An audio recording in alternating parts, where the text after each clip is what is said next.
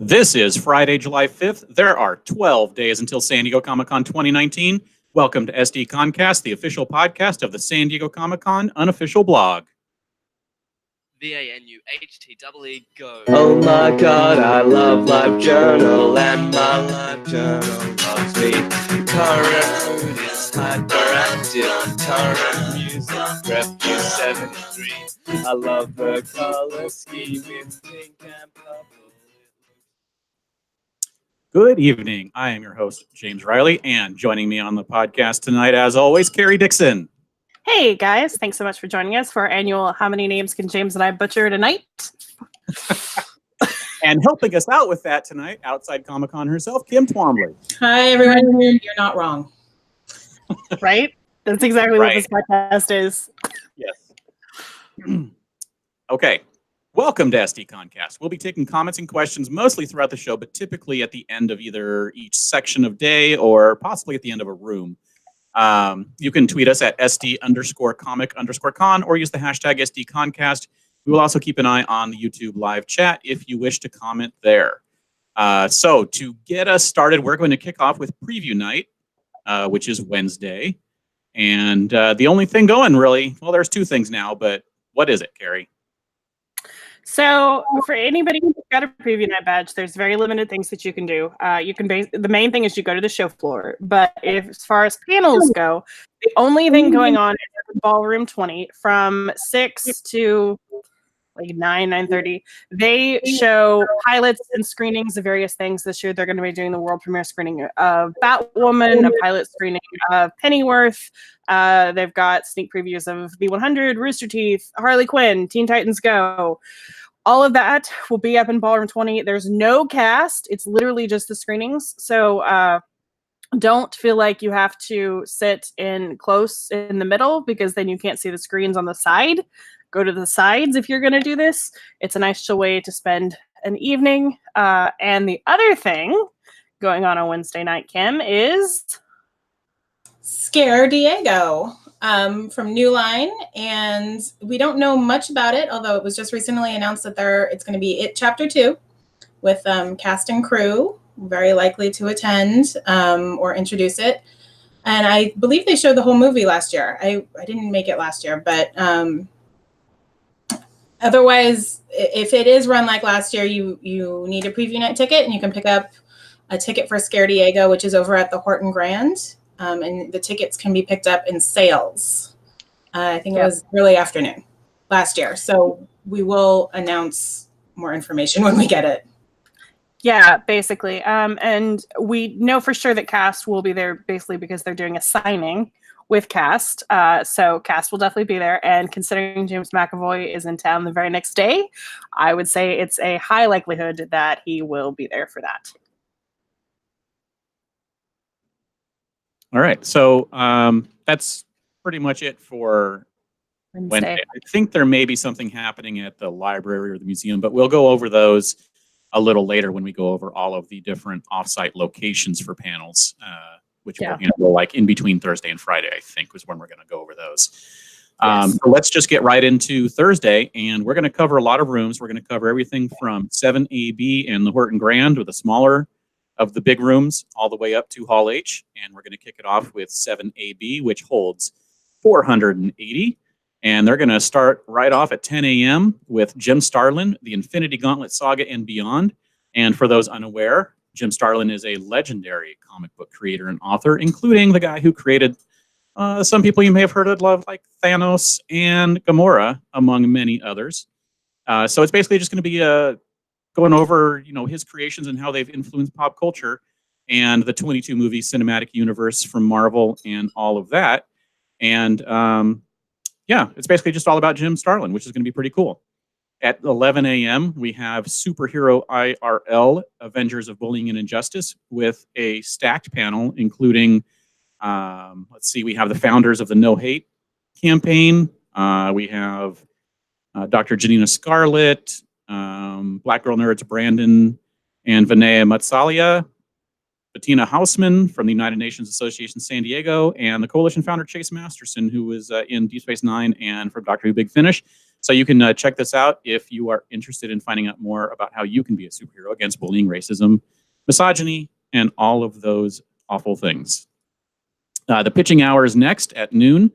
Yvette Nicole Brown, Derek Hughes, Lamont McGee, Nyambi, Malcolm Barrett, and maybe a surprise panelist or two are going to handle going through an idea from conception through production and how basically you can get your pitch done and possibly accepted. At 1 p.m., we have Stargate Command celebrate Stargate Atlantis 15th anniversary. This is basically just a look back at the 5 years of the show and view exclusive clips, never before seen behind the scenes footage, and maybe surprise panelists, which I think Jewel State just tweeted out or did an Instagram post today that she's going to be in town. So there's a chance someone like Jewel State may even be on that panel. She basically implied that she may be, but she's definitely going to be in town. At 2 p.m., we have Legion M, Fans Unite to Take Over Hollywood. How you can become a part of Hollywood and get involved directly, which is Legion M as a fan-owned entertainment company. They're going to go over some stuff they've done in the past with some of their executives, including Bad Samaritan, Colossal, Mandy, Tolkien, and their latest film coming out soon, which will be Jay and Silent Bob Reboot with Kevin Smith, and Memory, The Origins of Alien, a documentary. So they'll basically just go over all of their stuff. And then at 3 p.m., we have Farscape, the official 20th anniversary. This is a pretty big deal. It's back on Amazon Prime now. And it's going to feature, see, it looks like Ben Browder, Claudia Black, Gigi Edgley, Brian Henson. Rockney S. O'Bannon, and moderated by James Kinnear. 4 p.m. is Comic Universes in Mixed Reality. That's going to be Ted Schilowitz and Ben Wolstenholme. Will be there to talk about, I'm going to guess, Comic Universes in Mixed Reality, because that's a lot of text right there in that panel, and I didn't read it in advance very closely. But hey, check it out. And then all things RPGE, Geek and Sundry at 5 p.m. It's the Geek and Sundry handling a bunch of RPG stuff. They have a bunch of games people on that panel as well. And then it's got Deborah Ann Woll as well from Devil and True Blood. I think she's been on a few of those in the past too, hasn't she? Like, yeah, she has. Comic-Con, maybe at WonderCon. Yeah. And then at 6 is the Ultraverse Plus 26, Fanning the Flames. And this features some of the people who were involved in the Ultraverse comic universe back in the day, like Dave Ulbrich, Tom Mason, Aaron Lopresti. And they're basically just going to go over how that universe is still around in some way these days and do a retrospective on the late Ultraverse founder, James Hudnall. And then at 7 p.m., we have How It Should Have Ended. The popular YouTube channel is going to basically show some unreleased stuff, and you may even get a chance to help write how Spider-Man Far From Home should have ended. At 8 p.m. is Bat in the Sun. The online creators are going to show a preview of their newest episode of Batman versus Black Panther and go over a bunch of other stuff. And that is it for 7A. So let's talk room flow. Yeah, let's talk room flow, because this one is basically going to be a mountain where everything is going to build to the Farscape panel and then kind of go back down from there. So plan accordingly, because I think the team up of Stargate, if they do announce that more cast are coming, and they did for sure say that Jewel State is going to that, by the way. And so with cast coming to both the Stargate and the Farscape panels, you can expect those to be very popular, especially in a 500-seat room. The Farscape one's going to be insane, I think. So, Farscape starts at 3. If you wanted to make it in for Farscape, what time would you line up, James? Personally, or just in general? I would say you have to be there. Let me see, how far back does Stargate starts at 1. So I would definitely say you have to be there before then. Yeah. I would actually, because I would be interested in seeing that, I would probably get in there for the pitching hour. So right before noon, probably, and just sit through, because, at least those panels are going to be interesting panels, especially since you're going to get to see Stargate and the Legion M panel leading up to it. I agree. So basically, I mean, it's going to be a packed. I think it's going to be packed for half the day. I mean, I described it as a mountain, but that plateau is going to be a long plateau of full. There may be some come and go throughout the day, but very little once you get close to when Farscape is happening. So between Stargate and Farscape, I think there will be very little flow. Yeah, I agree. I think if you want in for Farscape, you definitely need to be in before Stargate starts. All right, well, let's talk about the Horton Grand, Kim.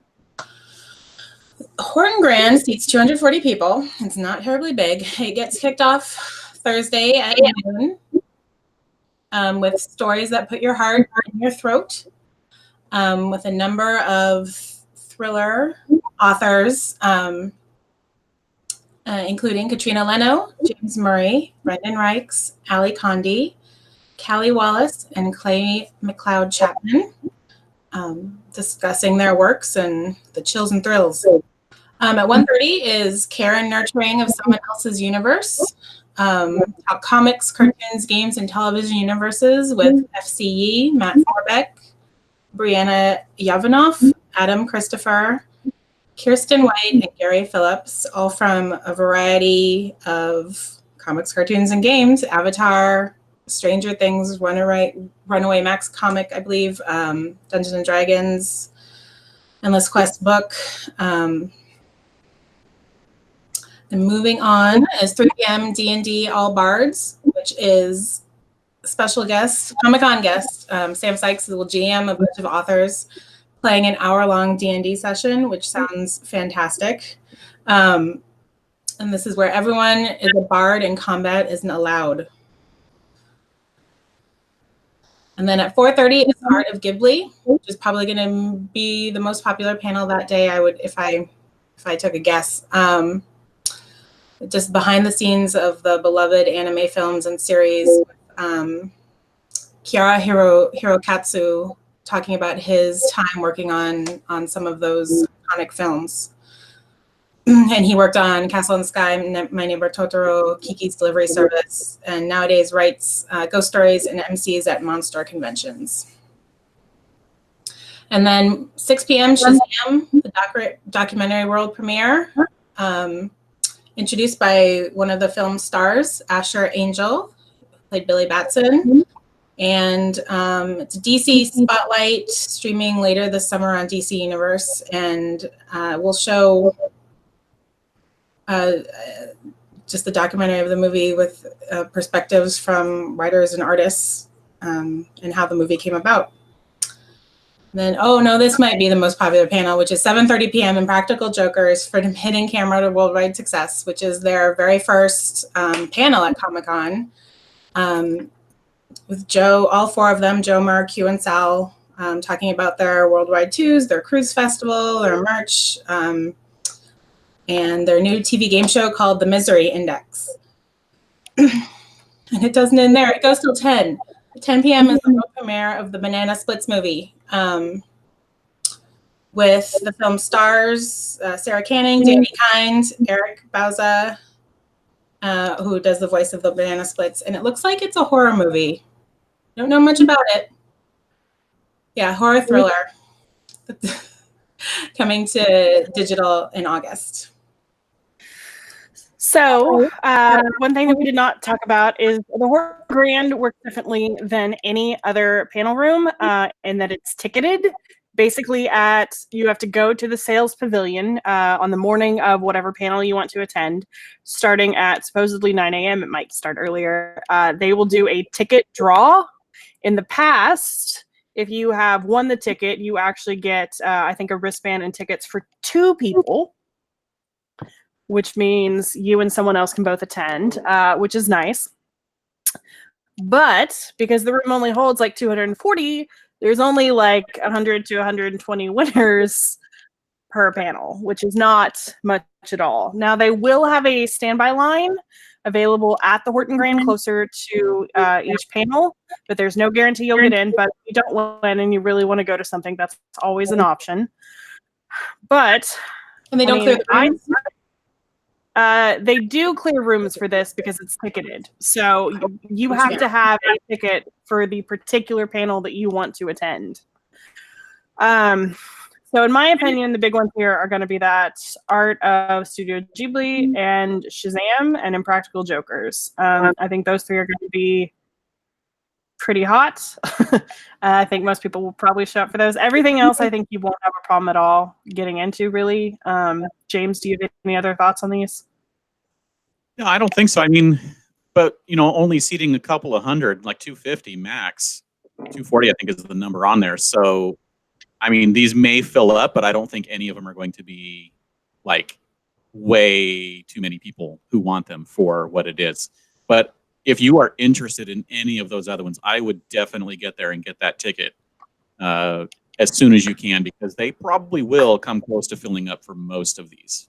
And it does take a little extra work, kind of does keep people away a little bit. So, and like I said, each winner actually gets 2 tickets. So it's actually like half the amount of winners. It's not 250 people drawing a ticket. It's like 125.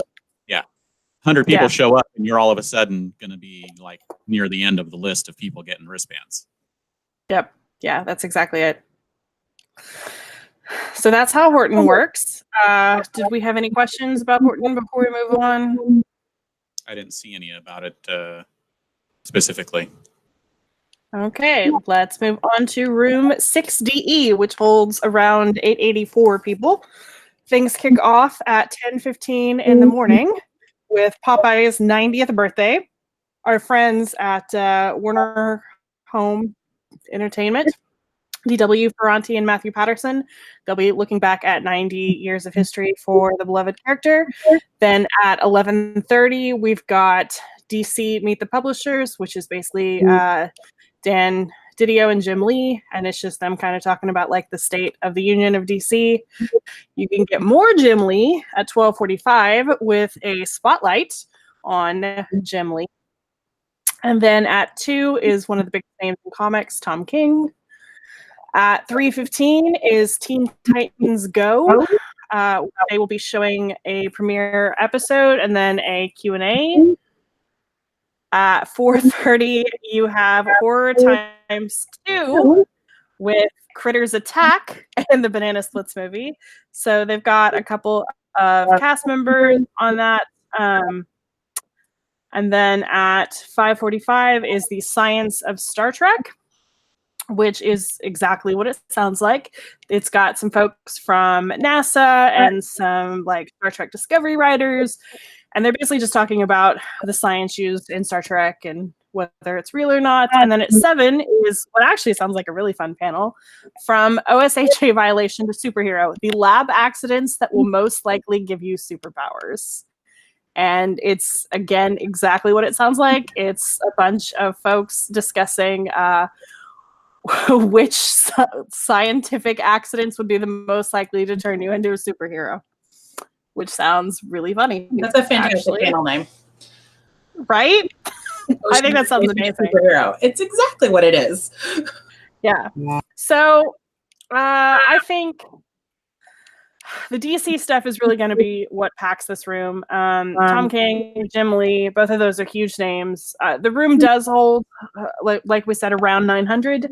So it seats quite a few, but those are 2 really big draws. I mean, if you are really concerned, I would get there maybe like an hour early. What do you say, James? Yeah, absolutely. I mean, I don't think that they're going to be super packed, but obviously those will all draw people to them. So, if you're concerned for the Jim Lee stuff, just get there at 11, like maybe half an hour, maybe a max an hour if you're really, really concerned. But I think getting there half an hour before the Meet the Publishers will let you stay all the way through Tom King, no problem. And I think there's going to be a little bit of turnover, but not a lot. So if you notice that the room is filling up, if anyone on social media is saying, hey, the room's getting full, then you may want to head over there, even if your panel's not for another hour that you want to see. Like if you want to see Teen Titans Go, I don't think you're going to have an issue because the room is going to empty out from all the DC fans after Tom King. Yeah, that's exactly what I think so too. I think after Tom King, like everything's going to be basically a walk-in. But like we said, for those 3 DC panels in a row, if you're worried, get in like an hour early. All right. What do we have next? Oh, it's me. It's room 6A. Seats 1,040. And kicking off at 10 a.m. is the very first ever Funko Funcast live from Comic-Con. It's going to feature all of the Funko team members: Sully, Hillary, Cameron, Ashley, and Dima. And basically, they're just going to do their podcast live from Comic-Con. At 11:15 is Mattel and WWE Elite Squad fan panel. And this is basically just Mattel and the WWE getting in. And Zack Ryder and Kurt Hawkins are going to be the hosts, featuring Rey Mysterio, Kofi Kingston, and the man Becky Lynch, and the whole Mattel team. And they'll talk about products coming out from WWE action figures and such. At 12:30 is the Toys That Made Us, the Smash Netflix show, and they're basically going to talk about stuff like season 3, which I think we expected to have by now because I think they did a season 3 panel last year, but we don't have it yet. But maybe we will now. At 1:45 is SpongeBob's Big Birthday Blowout, and SpongeBob is 20, and this is the panel you want to be at because it's got the whole cast, and from Tom Kenny and Bill Fagerbeck all the way down to Clancy Brown to discuss 20 years of nautical nonsense. At 3 o'clock is Skybound in conversation with Robert Kirkman, which just got a lot more interesting with the ending of The Walking Dead showing up and surprising everybody. So I think that's going to probably be the big topic of the day. But if you have any other questions, he'll talk about anything from throughout his career. It's basically just a Robert Kirkman spotlight. Adapting at 15 p.m. is adapting source material for film and TV.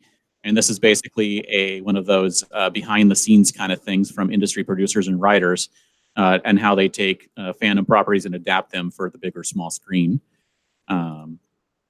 with people from Deadly Class and Fear the Walking Dead and The Walking Dead and all that. At 5:30 is technology as a means to enable cultural expression. The stars of Quantic Dream's narrative-driven video game will join the game's writer and creator David Cage to discuss storytelling and performances enabled by technology. At 6:45 p.m. is Cursed with Frank Miller. This one is an original Netflix series starring Catherine Langford that's due in 2020. And the creators Tom Wheeler and Frank Miller will be discussing the novel and, I guess, getting it to Netflix. 8 p.m. we have the 22nd annual Superhero Kung Fu Extravaganza, which is basically just a bunch of awesome fight scenes from the year. And the master of the remaster, Frank Zhang, comedy film nerds Graham Elwood and Chris Mancini, and king of YouTube Kung Fu, Eric Jacobus, and the master animator Miko Mai, plus some guest stars, premieres, and surprises. So looking back at this room for room flow, I think the Toys That Made Us and the SpongeBob are the 1-2 punch of the bigness of that room for the day. I don't know. I think Funko Funcast might also be really big. I think it will. And then Skybound right after that. So basically, this room is actually going to be packed all day. Yeah. Or at least until 4.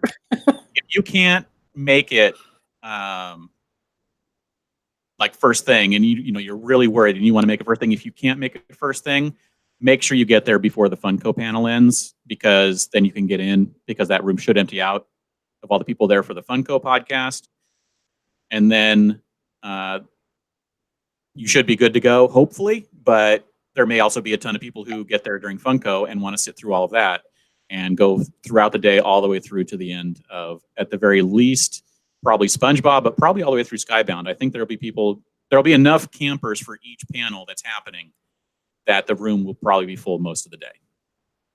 I think so too, but I feel like there's going to be quite a bit of turnover. I feel like there might not be as much between like Funko and the Toys That Made Us, but I feel like after those two, like I feel like a lot of those people will leave and the SpongeBob people will come in, and then they'll leave and the Skybound people will come in. That's my personal opinion. But since it does only hold 1,000 people, which is not that much, like Jim says, like if you were worried, if you really want to go to like SpongeBob or Skybound or the Toys That Made Us, like get there early, watch social media. Yeah.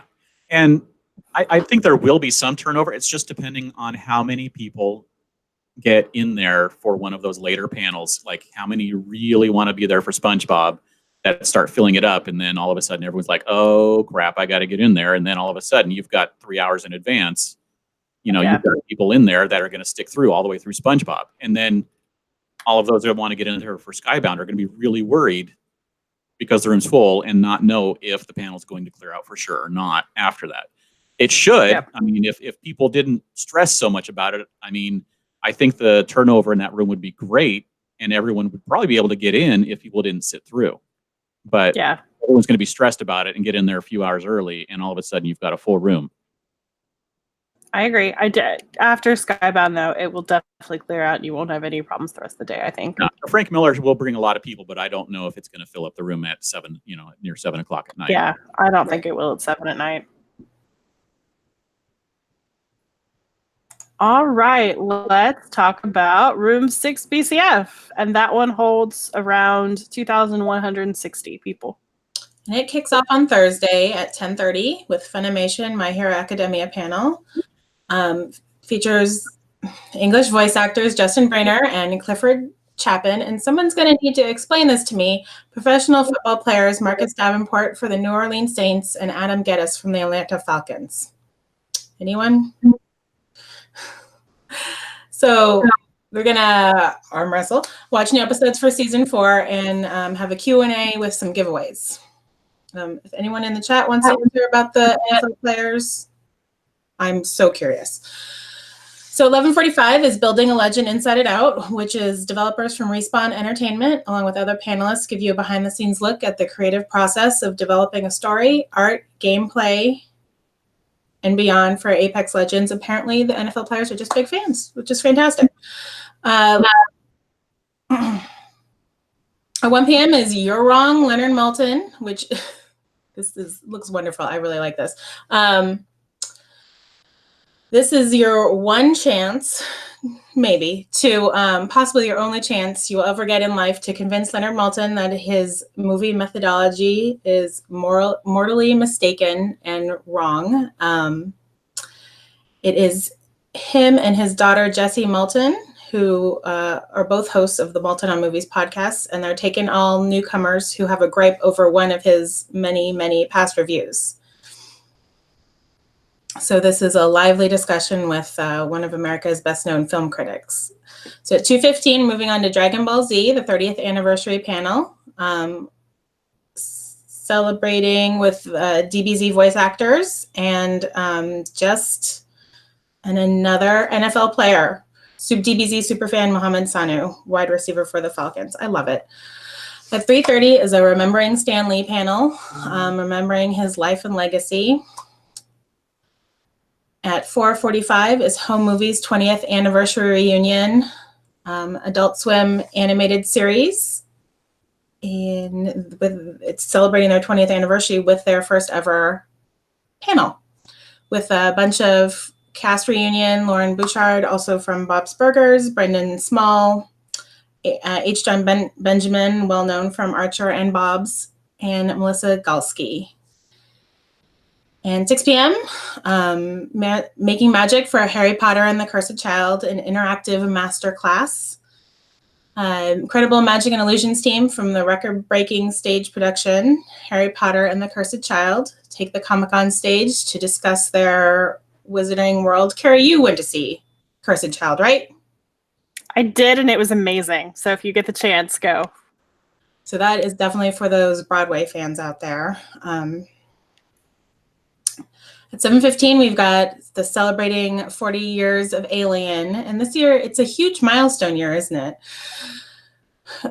Take a deep dive into the origins of Alien and its fandom with documentary director Alexandre Philippe, and just a number of other panelists as they discuss the upcoming feature documentary, The Origins of Alien.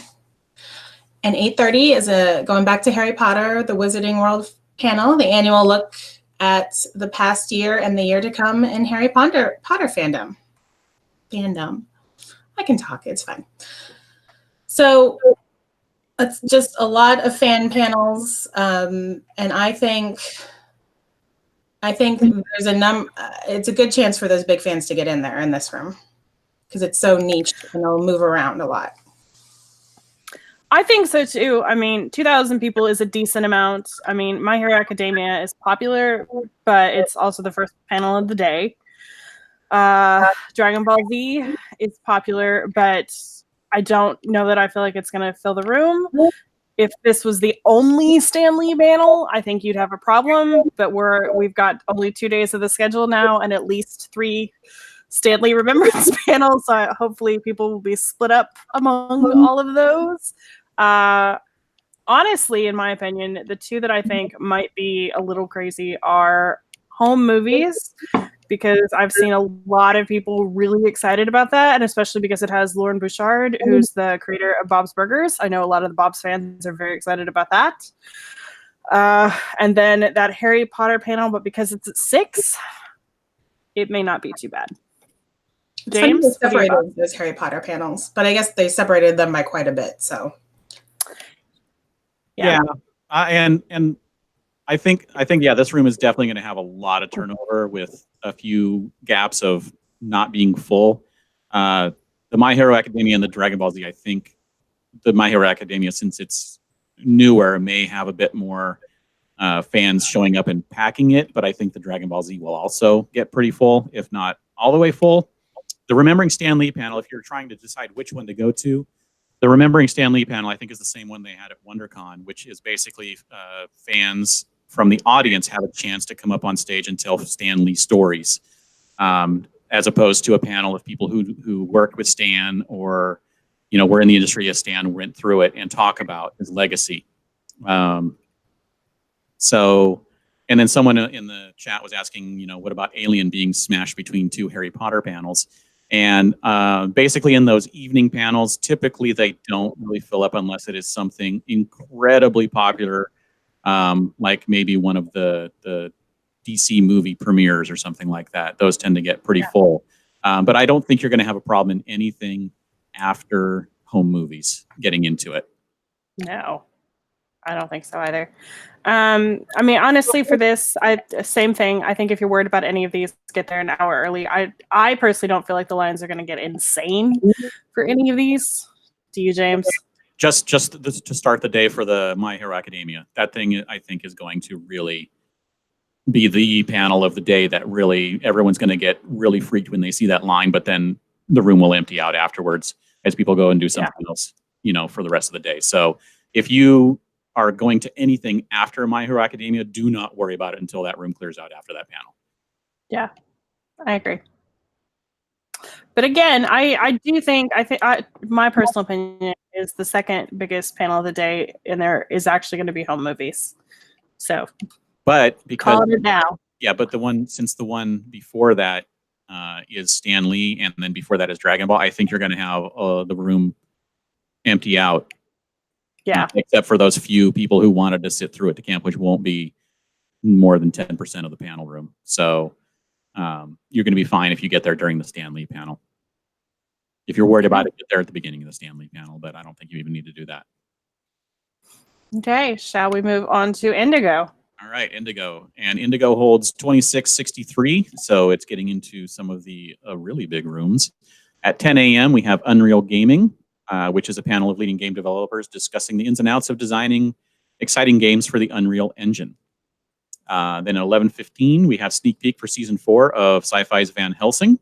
There'll be cast, producers, and writers of the show, including Kelly Overton, Jonathan Scarf, Christopher Heyerdahl, Neil McDonough, Jennifer Chion Garcia, Tricia Helfer, Alex Ponovic, and introducing Kia King and Nicole Munoz, with showrunner Jonathan Lloyd Walker and executive producers Chad Oakes and Michael Frislev. Holy cow, that's a lot of people. Yes. Sneak peek, and be sure to arrive early to get your own season 4 cast poster. Woo. At 12:30, Netflix's new hit YA fantasy series The Order, for their first ever appearance, featuring a bunch of people, including Jack Manley, Sarah Gray, Adam DeMarco, Devery Jacobs, Thomas Elms, Catherine Isabel, Lorenzo Tronco, and showrunner Dennis Heaton, and executive producer Shelley Erickson, and more executive producers, which I think is the same guys from the previous one. So it's going to be sizzle reel with some never before seen footage, and of course a panel with all of those people. At 1:45 is Undone from creators Kate Purdy and Raphael Bob Waksberg, who did BoJack Horseman. And it's going to feature a bunch of people who are doing the new show, including, let me see where the list here, Rosa Salazar, who was Alita in the Alita Battle Angel movie, Raphael Bob Waksberg, Kate Purdy, and moderator Ben Travers. At 3 p.m. is Emergence, which is another TV show with the pilot showing. It's an ABC drama, and it's going to feature Allison Tolman, Donald Faison, Clancy Brown, Alexa Swinton, Owain Yeoman, Ashley Ofterhide, Robert Bailey Jr., and Sabrina Guevara. At 4:15, we have Stumptown, yet another ABC drama. This one will have panelists including Kobe Smulders, Jake Johnson, Michael Ealy, Cameron Manheim, Tantu Cardinal, Cole Sibis, and Adrian Martinez, along with the executive producer and the graphic novel author Greg Rucka. 5:30 is Superstore, which has been coming for, have they been coming for a few years, or is this, they've been coming for No, a few this years, is right? literally their first year ever at Comic-Con. Wow, I've been seeing them. I must have been seeing them on the streams. So anyway, cast and producers will be America Ferrera, Ben Feldman, Mark McKinney, Laura Nash, Colton Dunn, Nico Santos, Nicole Bloom, so many new people. But basically, Superstore is here. At 6:45. For the first time. What's that? I just said for the first time. For the first time. And also, at 6:45, making a return from the past, Cranky Anchors. I guess a new version is coming out. So welcome to the reboot.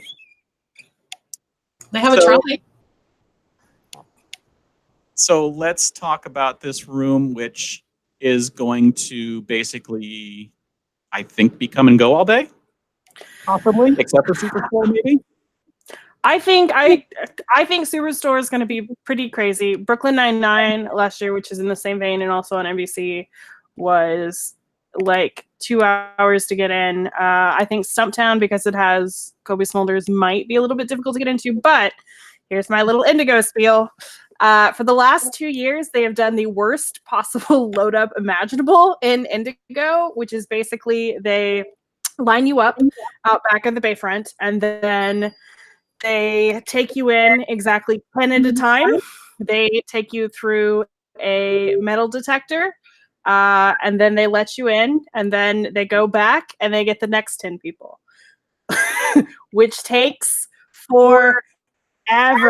Like literally, they opened doors last year, like 90 minutes before the first panel started last year. They still, like, the room was like half empty by the time the first panel started because they were still just loading people in.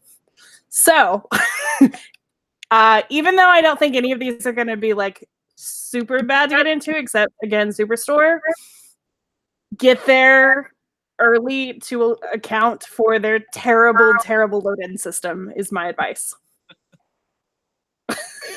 I'm not kidding. Like, it was ridiculously stupid last year. Yeah. Yeah. I'm glad. I think So- last year, maybe, was it last year or the year before? I think it was last year. I went like in the evening for some of the evening panels like Twin Peaks, and that was easy because it was just, I just walked in like 2 hours before the Twin Peaks panel, and it was easy to walk in. But yeah, so if you go in a panel that's not really crowded, you're golden. Yeah. It's also but like I really said, nice for these shows that don't have an established fan base. You know, you can just go out of interest to see them, to see the cast that you might know previously. But it makes for a little easier time getting in when it's their first visit to Comic-Con. it does. But again, let me just caution you that for the most part, the loaded procedure now is not just, oh, just walk in. No, it's we're going to make you stand in this line and then take you in 10 at a time, walk you through a metal detector, even though you could actually just go to the other entrance of the hotel and walk right in with no metal detector. Because that makes total sense. It doesn't make any sense. Well, let's come. Okay, that's my little Indigo spiel. Moving on to Ballroom 20. Things kick off. So Ballroom 20 holds around 4,800 people. Things kick off at 11:30 in the morning with the 7th annual Music Anatomy of a Superhero Film and TV Composer panel. This is getting a pretty major room upgrade. I want to say it's been in like Indigo, maybe 6 BCF for a couple of years. Maybe even 6 BCF. Yeah, it's been on smaller rooms. Yeah, so this is definitely the first time it's been in Ballroom 20. So that's cool. And it's got a whole bunch of awesome people like the composers of Captain Marvel, Shazam, Batwoman. It's got Michael Giacchino, who just composed Spider-Man Far From Home and Doctor Strange. It's got a whole bunch of really awesome composers. So if you like film scores at all, this is a really cool panel to check out. At 12:45, we've got Evil with an exclusive screening and panel, and they have some of the cast, including Katja Herbers, Mike Coulter, Michael Emerson, Asif Manfi, as well as co-creators and executive producers Robert King and Michelle King. So it's a chance for you to see a new show before it debuts on CBS later this year at 2 p.m. It is Nancy Drew.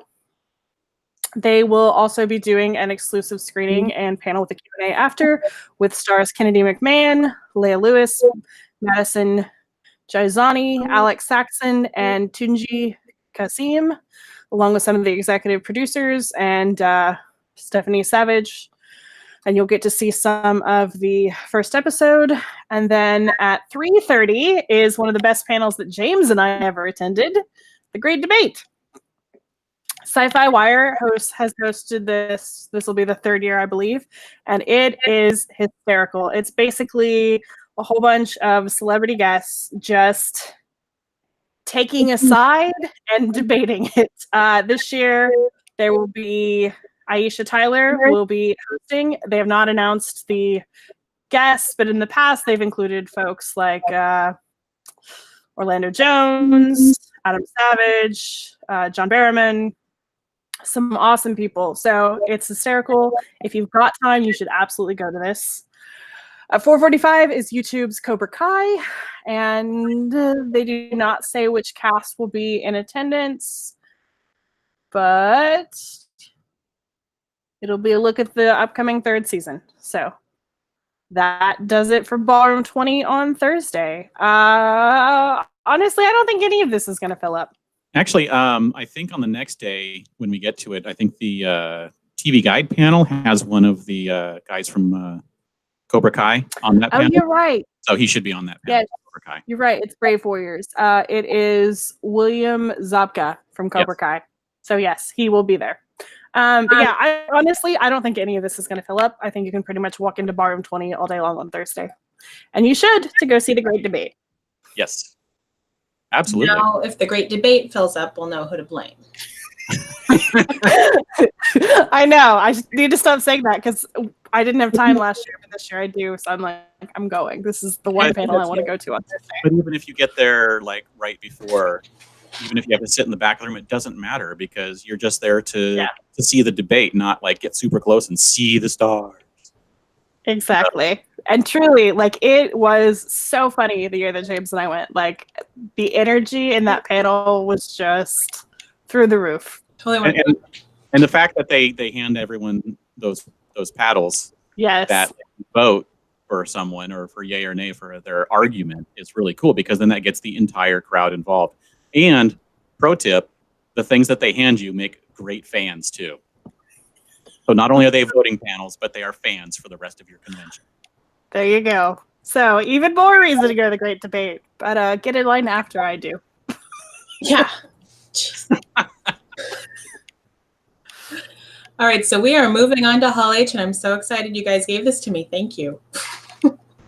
Watch me not blow it. So it fits a glorious 6,500 and starts off Thursday at 11 with Terminator Dark Fate.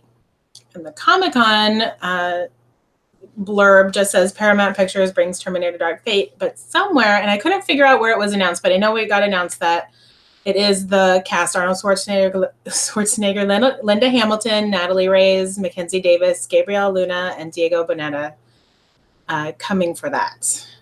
Do you either of you remember I just kind of magically appeared this news. I think What Paramount. news? Okay.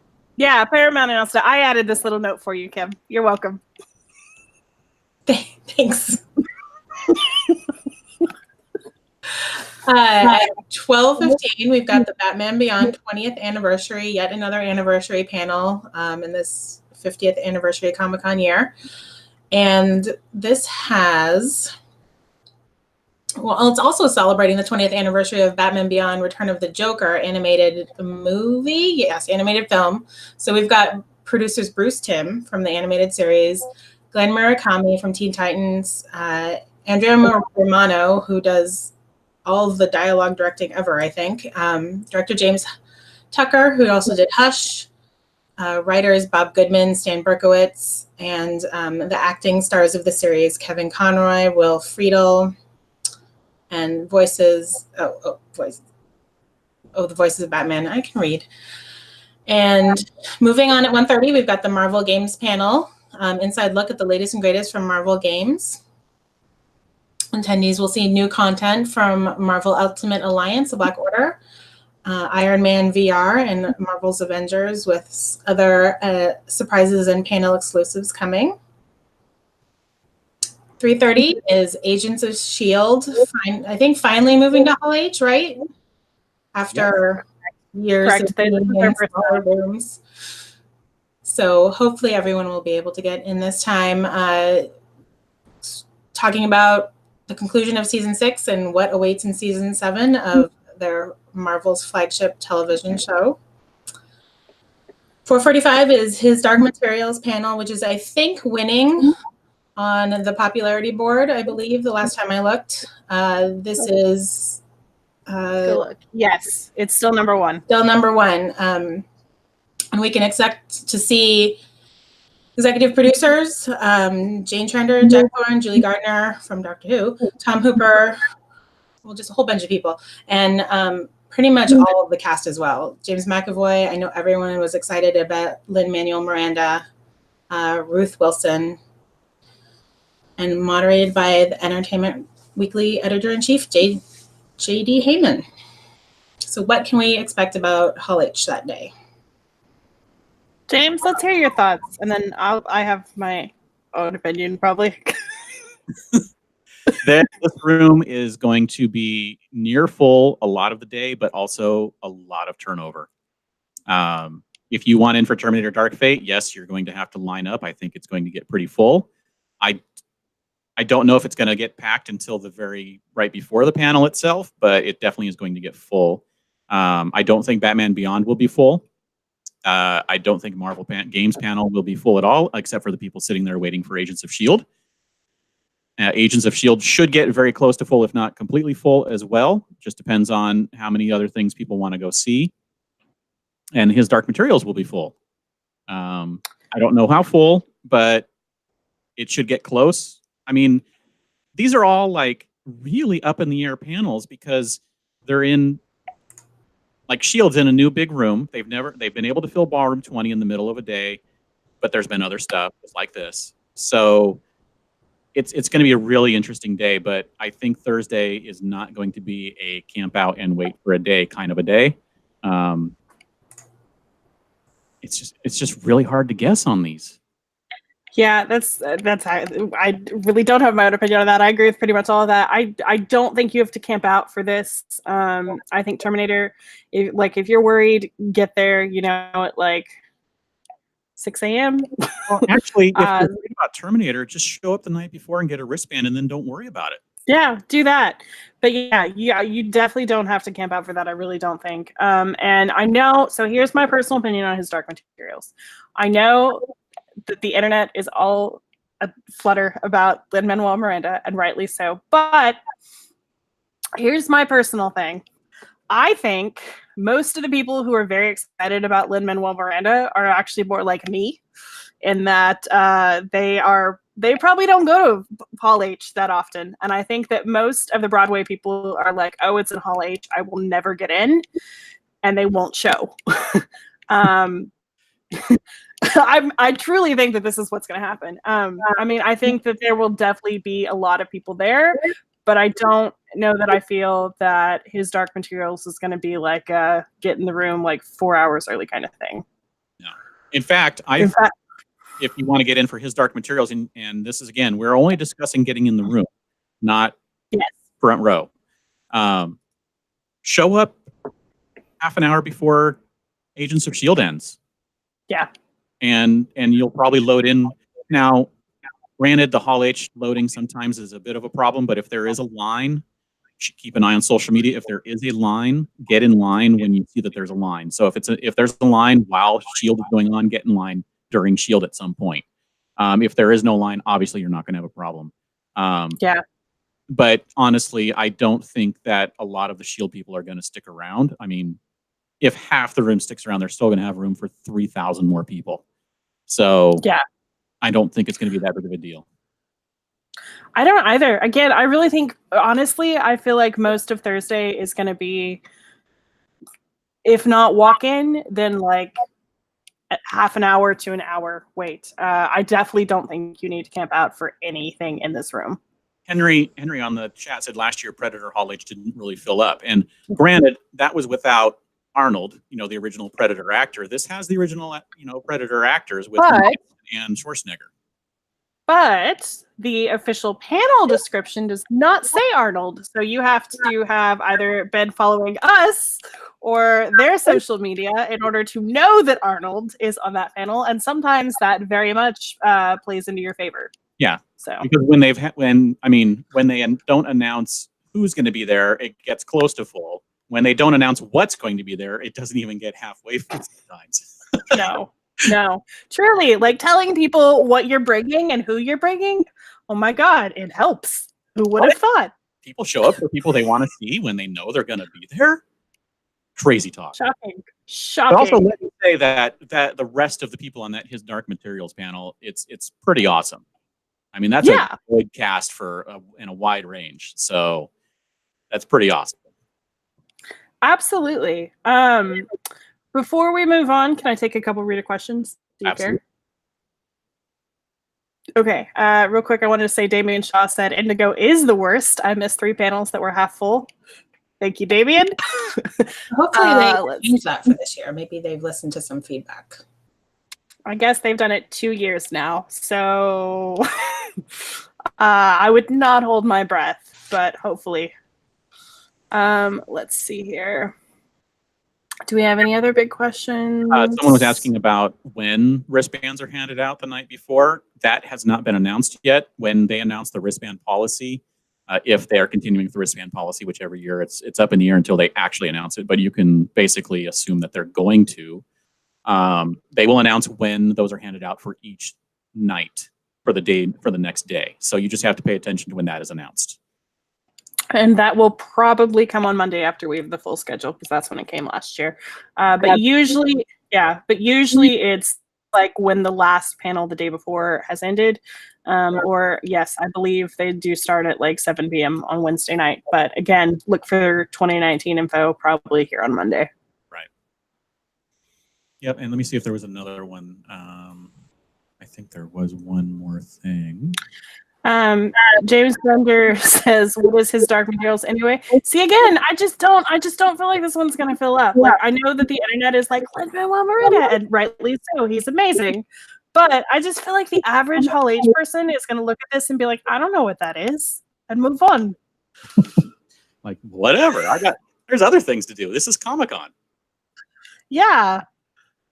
Let's see here. And I only know what it is because my friend made me read the book, and I've only gotten through the first book, which is The Golden Compass, which people might still remember from its original movie. So yes, it won an Oscar. I am excited to see what happens after that because I do not know. Headless Ned Stark asked, will you guys announce the Hall H procedure when it's announced? Yes, of course we will. Okay.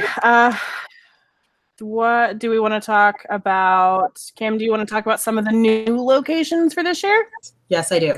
So we've got 2 new panel locations on the schedule that attendees need to be aware of or should be aware of, which is the Comic-Con Museum and the Artist's Loft at Barrio House. James has a handy map. So this one is We get to there's Barrio House. Yes.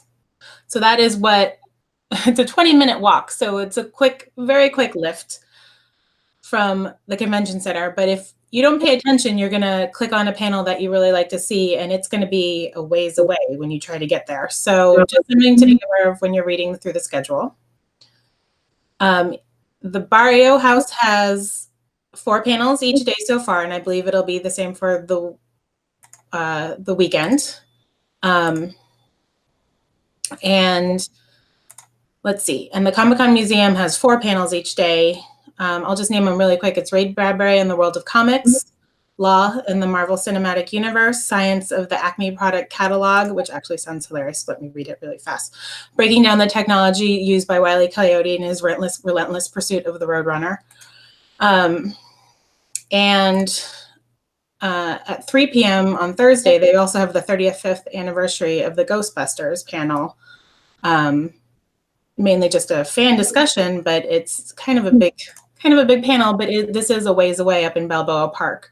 And we have the map up on the screen, and that's driving, and that's roughly 15 to 20 minutes driving. But remember that how hard it is to get out of that area right there in the convention center. So leave yourself plenty of time to get to and from the museum if you plan on going to those panels. And these are mainly, I think, geared towards the local community. I'm not sure how they're gonna, the general community is gonna find out about these panelists since it's on the Comic-Con Sched site, but that's what we're here to help for. The Barrio House has long story short, Mexican comic books from Mexico to USA, bridge one comic at a time about the creation and the Mexican comic industry, and Embracing Your Inner Geek, an interactive self-care workshop on Friday, and Making a Bridge with Genre Movies. So really interesting panels, but ways to get through it. It would be, take some time to get there and back. And the Comic-Con Museum we will talk more about on Wednesday. There are all the other things, but that is worth a trip. So if this fits into your schedule, take a look at each location on the sched and see if it works out for you. And the two, let's talk real quick while I have them up, the 2 existing locations that they've been using the last few years. There's the San Diego County Central Library, where there's quite a few panels every day. That's depending on where you come from. If you're coming from like over at the Indigo or Hall H side, it's a little bit of a shorter walk, but it's right over there on the other side of Petco.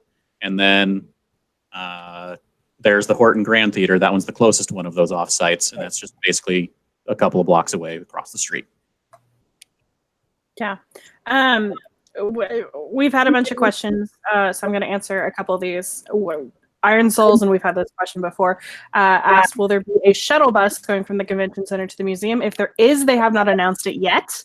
And considering how much they've been talking about the museum, I feel if it's going to be one, they would have announced it already. Jennifer Seggers asked, do museum events need badges? No, they don't. And they are also free. So what that means is, even though we've just been talking about how far they are, if there's a day that you don't have a badge and you want something to do, that would actually be a great day to go and check out these events. Yeah, because not only do they have those panels, but they also have those exhibits that are going to be there all week. At the museum, yes. They've got basically a whole bunch of really cool stuff for Batman. Like there's a VR thing, there's a classic arcade thing.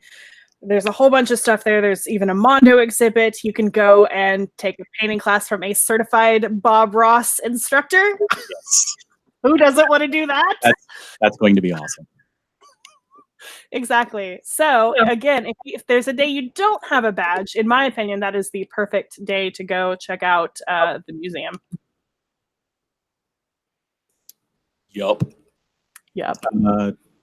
Night Bodega mentions that the traffic on the 163 is horrible during the con. So yeah, again, take into account travel time if you need to get there and back during the day, if there's something you really want to go to at the museum. Yeah. Kim, you might be able to answer this. Martin Gomez asked, do we know what the blood drive shirt is this year? No, we don't know yet. Okay.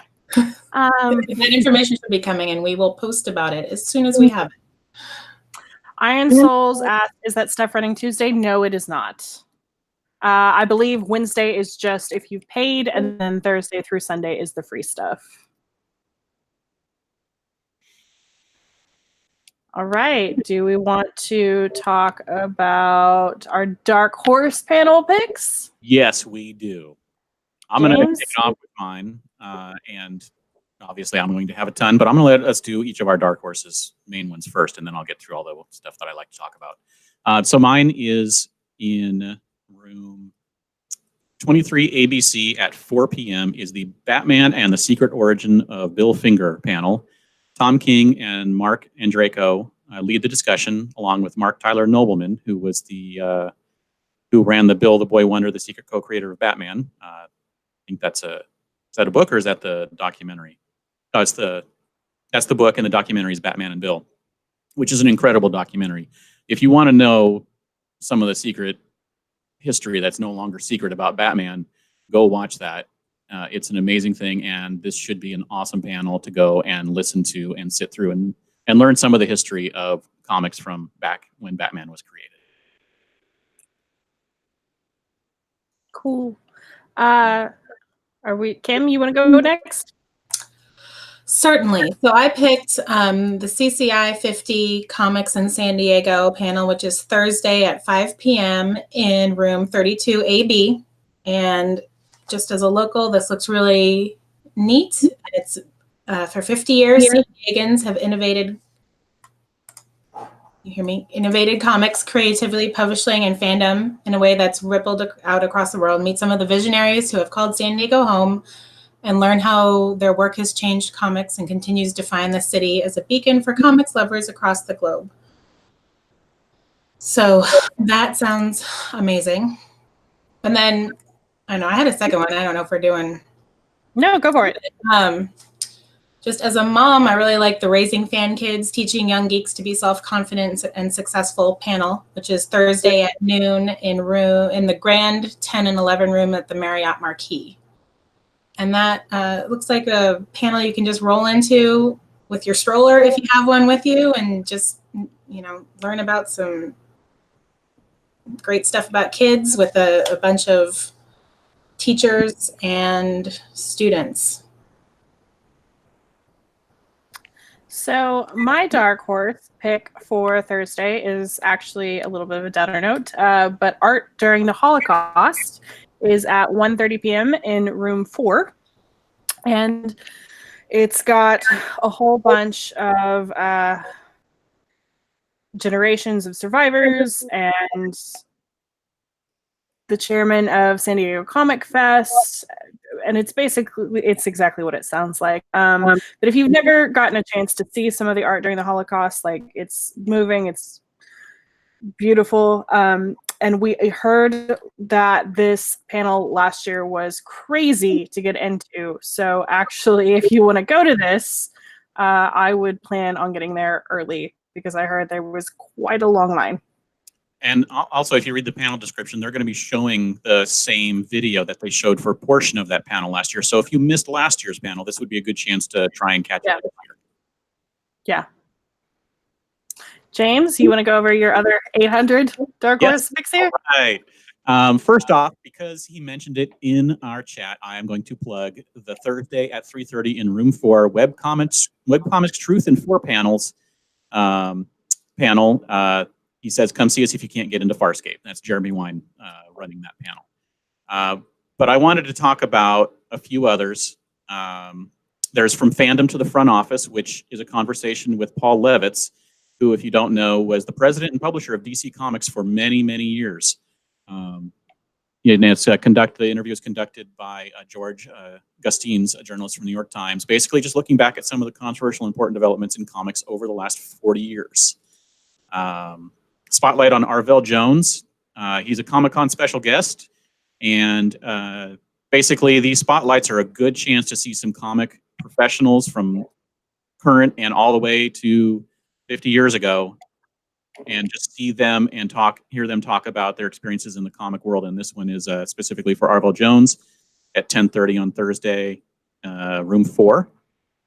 And then just real quick ones that if you click on any of the panels for the Comic-Con 50, there is actually a link for the Comic-Con 50 panels that you can go to, and you can just see the list of all the ones that are basically celebrating Comic-Con's 50th anniversary, such as Comic-Con in the 70s, the pros of Comic-Con, which is not the good things about Comic-Con, but actually professionals who have been coming to Comic-Con for upwards of 30, 40, 50 years. And then Earthsea Imagined, which I'm not entirely sure why that one's in here, because it's just Charles Vest talking about Ursula K. Le Guin and bringing the Earthsea world to visual life. And then the one that Kim mentioned. Let me see, what else do we have? There's so many chances, so many different panels where you can see some big names like Gabriel Ba and Fabio Moon are on at least one panel each during the day. Will Spartasio, Ryan Benjamin, Alex Sinclair on another panel, Comic-Con Boot Camp, or Comic Pro Boot Camp. First Steps from Concept to Reality looks like a cool thing with an editor basically just doing a how-to. I mean, there's just so many how-to stuff, no matter what you're interested in, from podcasting to filmmaking to writing to art. There are so many different how-to panels. If you are a fan who's looking to run a community around your fandom, you can go to Creating, Maintaining, and Growing a Free Community, which is run by the people who run Street Pass San Diego, the largest Nintendo meetup group in the nation. So they would hopefully know what they're talking about. Someone mentioned the Law of the MCU panel that's over at the Comic-Con Museum. That one looks pretty cool. There is Drawing with Stanley Art Germ Lau. Again, there's multiple drawing panels where you can learn how these professionals do it, and they can show off their work, and you can ask questions. Richard Starkings, basically the godfather of modern comic lettering, is going to be there. Just so much stuff. I mean, look at the schedule. There's so many things. If there is not something that is necessarily in Hall H or Ballroom 20 that is piquing your interest, go take a look at these smaller panels. You'll never know what you find. Joe Jusko is going to be on the Vampirella 50th anniversary panel, along with Joseph Michael Linsner. So a couple of legendary artists are going to be on that panel. Zorro, we're talking about how many anniversaries there are this year at Comic-Con. There's a massive amount of anniversaries, and it's Zorro's 100th anniversary, and there's going to be a panel for that in 24 ABC at 7:30 at night. So take a look at the schedule. You'll never know what you'll find. That was my spiel for everything about Comic-Con. So I'm done. Okay, on to Friday then. And James, you can start off. Oh, we have a few questions. These are ones from throughout the day or throughout the last hour, so we may be going back about some things. Denny asked, any chance the Parks and Rec thing gets moved to a bigger room? That we're going to talk about on Friday, but I'm going to answer it now. No, it's not going to get moved. no. Cooper asked, what door are general attendees supposed to line up and enter the convention center through? If you are lining up before it opens, there's an everything else line. So get in the everything else line that is outside next to the Hall H line, and there's tents for it, and then it'll go out behind like the Hall H line does. And then Night Bodega asks, when will the Comic-Con app be accessible? The Comic-Con app should be accessible soon-ish after the schedule is done. So sometime next week. NBC said Monday, but I know last year we had a date and it didn't happen. So it's supposed to be Monday, but it usually takes a day or two for the app to actually like push live. Right. So there you go. Okay, now we can get on to Friday. All right, 7AB. 7AB is me again. Again, that holds 480 at 10 a.m., bringing Mandalorians to life. And that is the Mandalorian Mercs Costume Club, providing a primer for cosplayers on getting their Mandalorian armor up and running. And then 11 is another Funko panel, Fun with Funko. And again, it's basically the crew coming. And this time they're going to specifically talk about Star Wars and how the passion for Star Wars helped evolve into basically creating Star Wars and Funko stuff. Because with the exception, actually, no, that's, and you'll notice a theme here. Let me just go back and backtrack, because 7AB on Friday is Star Wars Room, Star Wars Day, because every panel is about Star Wars. So at noon is Star Wars Collectibles, update with Lucasfilm's Brian Merton. These are all very, very obviously what they're about in the title. Behind the design, Star Wars fashion collaborations. In this one, they're going to be including 2 new collaborations being unveiled at Comic-Con. At 2 o'clock is Hasbro Star Wars, talking about toys. At 3 o'clock is Star Wars audiobooks behind the scenes, and this is going to feature voices of some of the characters who do the audiobooks. including how to get it, all together with narration, effects, music, and all that. At 4 o'clock is Step Inside ILMX Labs Star Wars Stories. They're the ones who are doing those Void VR games and things you can do at the Void experiences, as well as a bunch of stuff, VR things like Vader Immortal, I think is what it's called. At 5 o'clock, we have Lucasfilm Publishing, Stories from a Galaxy Far, Far Away, with a bunch of the authors who write all of the different Star Wars books. At 6 p.m., we have Fanbase Press, The Art of Star Wars. At 7 o'clock, we have Star Wars Trading Card Collecting. And at 8, we have Judges on the Clone Wars, which is a Star Wars-themed version of their nearly annual let's do a fake trial of something. And this year, it's going to be about the Clone Wars.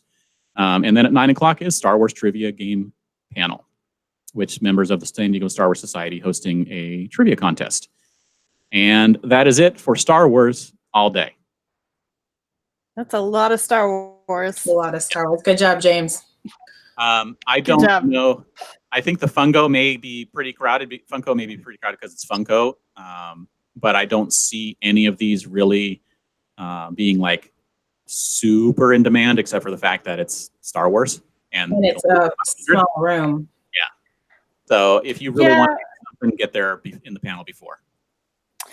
They do, for the most part, though, they do these panels just about every single year. And like, yes, they are popular, but I agree, like it's not like super long wait. Like you said, the Funko, maybe. So honestly, if you want to attend that Fun with Funko panel, I would probably get there before bringing Mandalorians to life. Right.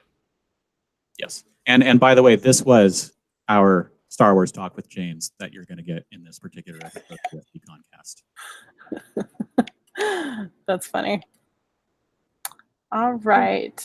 Next up, we have the Horton Grand again with Kim and what is going to possibly be the most popular panel of the day in a tiny little room. For the 240-seater, will be at noon, a fan celebration of Batman in animation with storyboard artists and directors of Batman the Animated Series and other Batman animated series, and character designers discussing how the animated Batmans has brought some of the most defining moments in the character's 8-decade-long history. At 1:30 is Dark Web, an independent sci-fi anthology series with actors from the show, including Nicholas Brendan and Claire Kramer from Buffy. So that might be a bit of a draw there. They will discuss the ambitions and challenges of crafting the entire season of one of the TV's first independently produced series. At 3 is the diversity, more Star Wars, diversity of Star Wars, about despite taking place in a galaxy far, far away, Star Wars remembered representation was important. Rose Tycho, Poe Dameron, Finn, Rey, Jyn Erso, and the cast of Rogue One only made the recent announcement of The Mandalorian so much more exciting. I'm trying to keep this exciting, and I think I'm failing. But it's at 4:30 is the 10th anniversary of Parks and Rec. Oh, that's what you were talking about, Carrie. Yes. I found it. That is going to be crazy. We'll just move on. At 6 is, Q&A with Nathan Fillion and Alexi Hawley from, it's about Nathan's career. Rookie. So that's, yeah. As Carrie, we're not done. Hang on, stand by. 7:30, Game of Thrones, a reflection of the future. Oh, it's happened. We're getting punchy. Reflection of the series. Night Watch has ended, and discussing with panelists from the cast, television critics, and psychologists on how to fill the void left from the legacy George R. R. Martin left behind, taking a look back at 8 seasons of the show and hopefully looking forward to what's to come with the books, I would hope. So as Carrie said before, Horton Grand invoked ticketing, which gives you a little bit more of a chance. But oh boy, I don't know about that's happening. What was the decision-making process there for both Parks and Rec, but also Nathan Fillion? So, okay, well, Game of Thrones is going to be terrible too because they say cast. But the very slight upshot to both Game of Thrones and Nathan Fillion is they at least have regular panels elsewhere on the schedule. Parks and Rec, as far as we know, unless they announce some surprise thing tomorrow, this is the only panel. And they say cast. They don't clarify who, but they say cast. But that is going to be insane. I mean, don't you think so, James? It's going to be insane, but I'm gonna give my opinion on this that I don't think that it's going to have any of the main cast. You don't think so? I don't. Put it in a bigger room. Otherwise, they would have put it in a bigger room. Yeah. Well, not necessarily, though, because so the thing is, you've got to remember that a lot of the times when big stuff goes here, like it's actually the studio saying, we want to do this, but we want like a smaller, more intimate setting. Like it's not necessarily Comic-Con looking at this and going like, oh, well, only 240 people want to attend this panel. That's not always the decision making that goes here. So, I mean, we know for a fact that Jeff Goldblum wanted to come last year, remember? Yes. And I think he wanted to be in the Horton, and like that could have easily filled Hall H, but he wanted to do it in a tiny little thing. So I don't know that I agree that there will be no main cast. Yeah, and people are pointing out that both Ben Schwartz and Mike Schur should be in town. Yep. Because Ben Schwartz is definitely going to be on the DuckTales panel that day.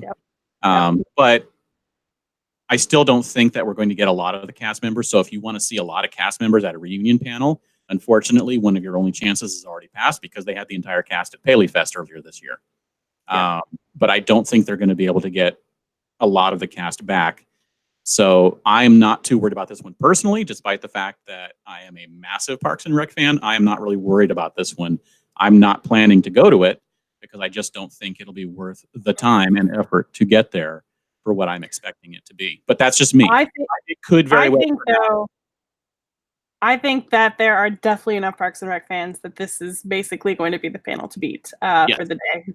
Well, but also there's a massive amount of Browncoats and Castle fans that the Nathan Fillion one is going to be super in demand as well. And on top, like I said, the good thing about Nathan is he at least has a rookie panel. Right. And this one is, and basically, if you want, this is basically just Nathan Fillion riffing for an hour and doing what he does best on a panel, which is always entertaining. So if you want to watch that, which it's great to watch, you go to it. So it's pretty cool. Yeah. But yeah, everything else, the dark web one, if you didn't get a chance to get their off-site screening tickets that were gone pretty fast, this is your chance to try again. And yeah, other than that, like I said, the Game of Thrones is basically just going to be it says cast, but again, I wouldn't necessarily think that they're going to get main cast unless they manage to get some of the people who will be in town that day. Yeah, I mean, it might be like one or two. I don't think it'll be the full cast by any means. So they may get a few from that are on the panel earlier that day. You'll probably get Hodor. Since he'll be around for his DJ set. Yeah, a question from a Dapper Dude is, let's say I want to try for Parks and Rec and Game of Thrones. Do they have two separate lines for the tickets, or do you just line up and tell them which one you want to pick for? And can you pick for more than one at a time? I don't think any of us have ever done it, but the way that the things usually worked up there, don't quote me on this, anyone, was that you would get in one line, go to the front, say what you want to draw for that. I might be wrong. So if I am, don't yell at me. But that's usually how things work up in sales. Right. Yep. So this will be a fun one to try and figure out what's going on that day. Yeah. Watch social media. If you want to attend any of those three big ones, I would get there very early in the morning for a chance to draw.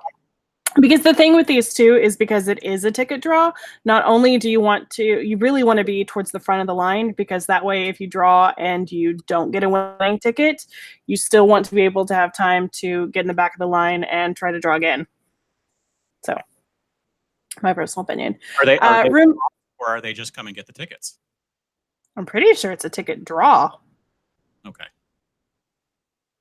Just wondering, because I know that they sometimes just like, here, first come, first serve, hand them out, but they tend not to like to do that since everything's lottery. So I'm pretty sure it's a ticket draw.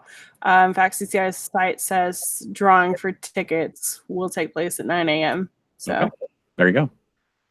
Okay, on to room 60E, which again seats around 884 at 10 a.m. We have Warner Archive Celebrates V, the original miniseries, which again is a bunch of our favorite Warner Home Entertainment folks like Matt Patterson and D.W. Ferranti talking about 1983's V.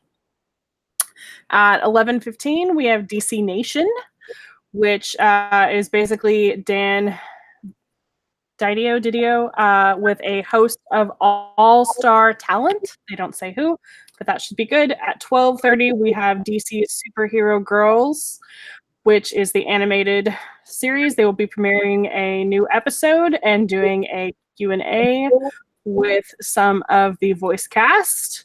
At 1:45 is DC World's Finest, the 2019 Eisner nominees.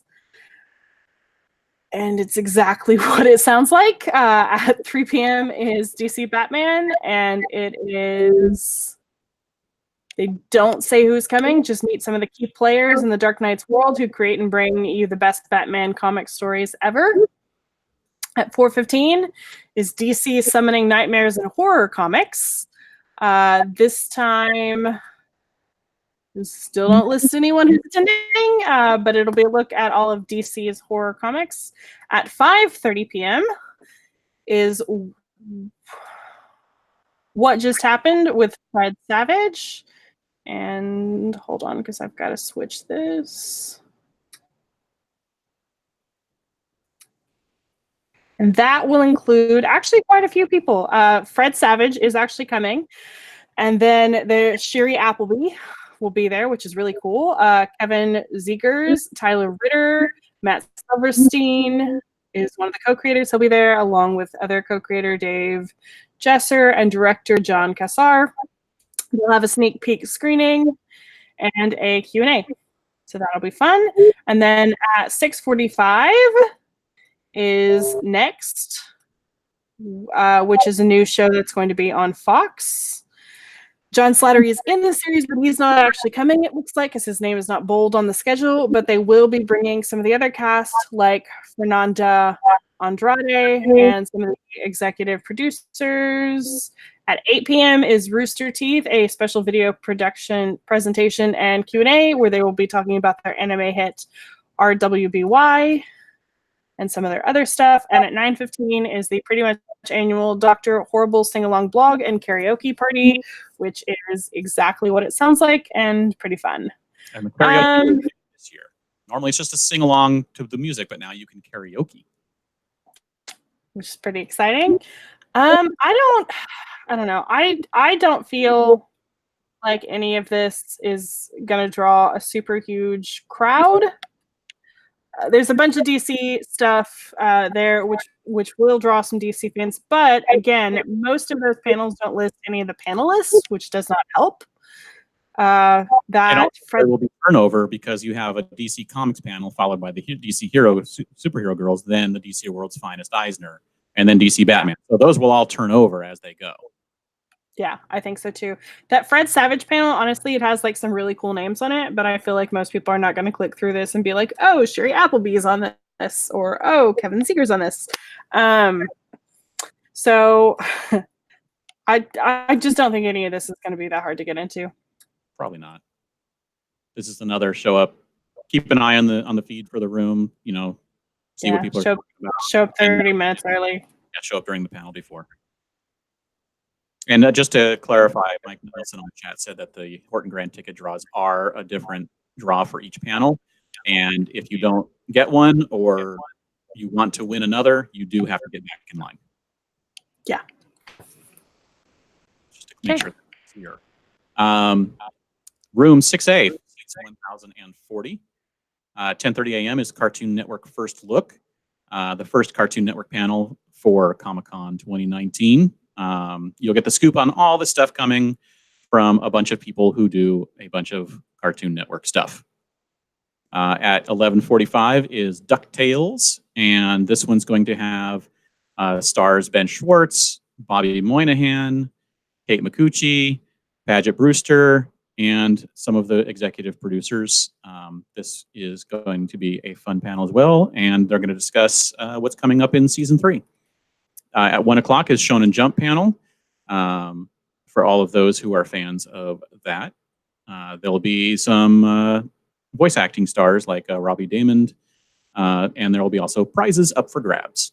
At 2:15, with a kind of weird name, so it may be a little harder to find, is the Zag Heroes Miraculous panel, which is Miraculous Ladybug, and the voice actors. I don't understand why they've named it this weird thing. 2 people today have been like, it's not on the schedule. I'm like, it is. You just can't find it. Don't even say Ladybug anywhere in the panel description.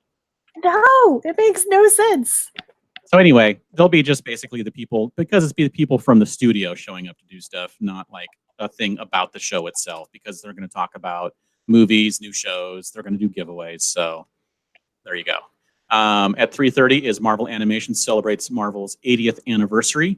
And this is a bunch of people from Marvel Animation, including voice actors Josh Keaton and Jennifer Hale, going through the 5 decades of Marvel cartoons, including a special in memoriam look at Stan Lee's greatest animation moments. So that should be a pretty cool panel. At 4:45 is The Terror Infamy, which is a series about the bizarre deaths that haunt a Japanese American community. It's going to be for the 2nd season of the show on AMC. It will feature creators and executive producers, as well as cast members Derek Mio, Kiko Sukazane, Christina Rodeo, and George Takai. And then at 5:45 is The Rook Season 1, the new show from Starz, which I think will be about 4 episodes in, it says. They'll do an early screening of episode 104 and cast Emma Greenwell, Jolie Richardson, Linda Ferrier, and Olivia Munn, as well as Monica Reed will be there to talk about the show. At 7:15, we have Unboxing Pandora, the new sci-fi TV series on the CW. And then you will meet the cast and crew of the new sci-fi adventure series. Let me see here. So basically some of the stars and showrunners will be there. And then at 8:30 is Screen Junkies Fandom, the truth behind honest trailers and more, which is exactly what it sounds like.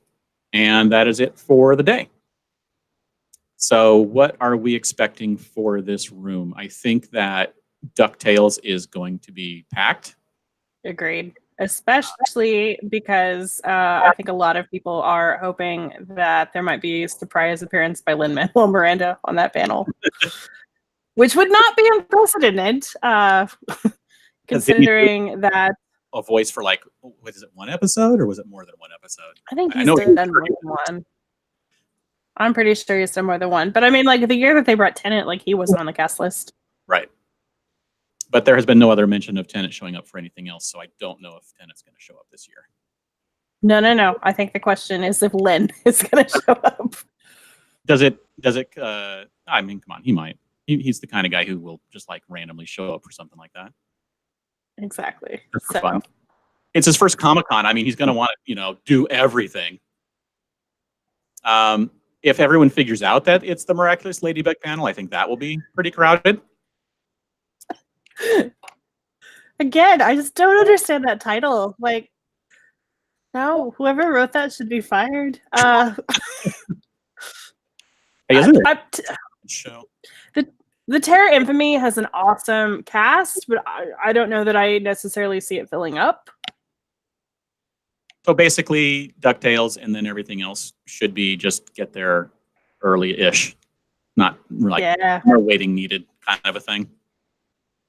That's my personal opinion, but again, as always, watch social media. I mean, we always tweet if things start having an unexpectedly long line, but for the most part, I don't think you have too much to worry here. And for sure, if you want to one of the 2 panels after DuckTales, Shonen Jump, and the Miraculous panel, I think just wait till DuckTales empties out and you should be fine. Yeah, I agree. I think DuckTales is definitely going to be packed, but everything else, I think, for the most part, will be fine. On to room 6 BCF, which again holds around 2,160 people. Things kick off at 10:15 a.m. with DreamWorks She-Ra and the Princesses of Power, which has I thought it's in the voice cast, but this doesn't list it.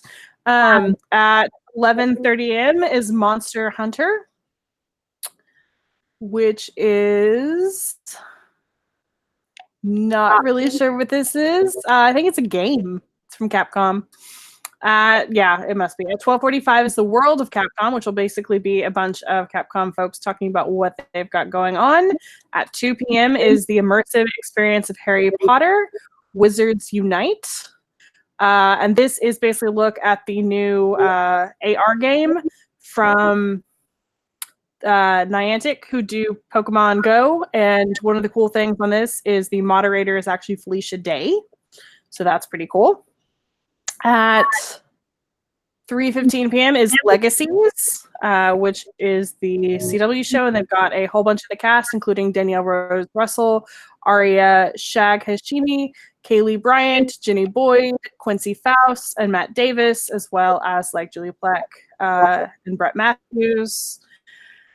At 4:30 is a look at the new Epics series Pennyworth, which will have series stars Jack Bannon, Ben Aldrich, and Paloma Faith, as well as some of the executive producers. You should get a look at that upcoming series. And then at 5:45 is a first look at Shudder's Creep Show, which includes showrunner Greg Nicotero from The Walking Dead, as well as author Joe Hill, which is pretty cool, and actor Adrienne Barbeau. So this will be a new horror anthology series based on the iconic 1982 film. And then at 7 p.m. is a look at a new animated show, The Fabulous Furry Freak Brothers, which actually has Blake Anderson and Adam Devine, which is pretty cool. At 8:15 is Worst Cartoons Ever, hosted by Jerry Beck, which this will be the 17th year they've done that. And at 9:30 p.m. is also the annual Spike and Mike Sick and Twisted Festival of Animation. So there's some good stuff in this room. I don't think any of it's going to fill up, personally.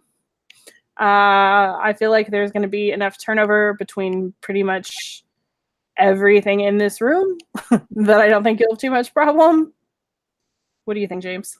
I think, again, it's going to front load with She-Ra. I think that has a pretty good fan base right now. So that may get close to filling up first thing in the morning. But after that, the only thing that's kind of like a dark horse is the Pennyworth panel, and see how many of the Gotham and general Batman fans show up for that to see what that's going to be like. I feel like, though, with 2,000 people in that room, I just don't see that filling up. Yeah, I think you're going to be fine pretty much all day long in there. Thank you for pointing out that Felicia Day was hosting the Harry Potter Wizards Unite panel. Yeah, that's interesting. That might just tip that panel over the edge a little bit for the 2 p.m. slot. There you go. Go check it out. And we are moving on to the Indigo Carrie's favorite room, the Indigo Ballroom, at just over 2,600. Friday at 11, it starts off with Fox's new show, Bless the Hearts, new animated comedy series to go along with Family Guy and Simpsons. Main characters are Kristen Wiig and Maya Rudolph, but they are not bolded on the schedule. So you never know, but they are not listed right now to attend. It was going to be the daughter on the series, Julian Bell, and her boyfriend, played by Ike Barinholtz, on the panel. Let's see who else is bolded. Oh, as well as executive producers of the series. At noon is adults. Are you okay, James? Yeah, I just knocked down the gluten rocket. Sorry. Oh. That darn technical difficulties. Noon is Adult Swim's Robot Chicken, celebrating season 10. And I didn't look to see who was bolded. I can't tell, but that it's a video message from Seth Green. So Yeah, video message from Seth Green. Breckenmeyer will be there along with some of the other executive producers and writers, basically. Fantastic. And then followed, the next couple hours are Adult Swim, so followed by Rick and Morty, which sure to be popular, and then followed by Gendy Tartovsky's Primal, which I do not know anything about, roars into life in Adult Swim later this year. It's got creator, art director, music composer Tyler Bates will present a first look at the new series. Awesome. 3 p.m. is Solar Opposites from the minds behind Rick and Morty, a new animated series that follows a family of aliens from a better world who to take refuge in Middle America. Conehead style. Yep, and that's from the Justin Rowland who did Rick and Morty, and he'll be there. So that series premieres in 2020. At 4 p.m. is Bob's, which is going to be huge. Bob's Burgers.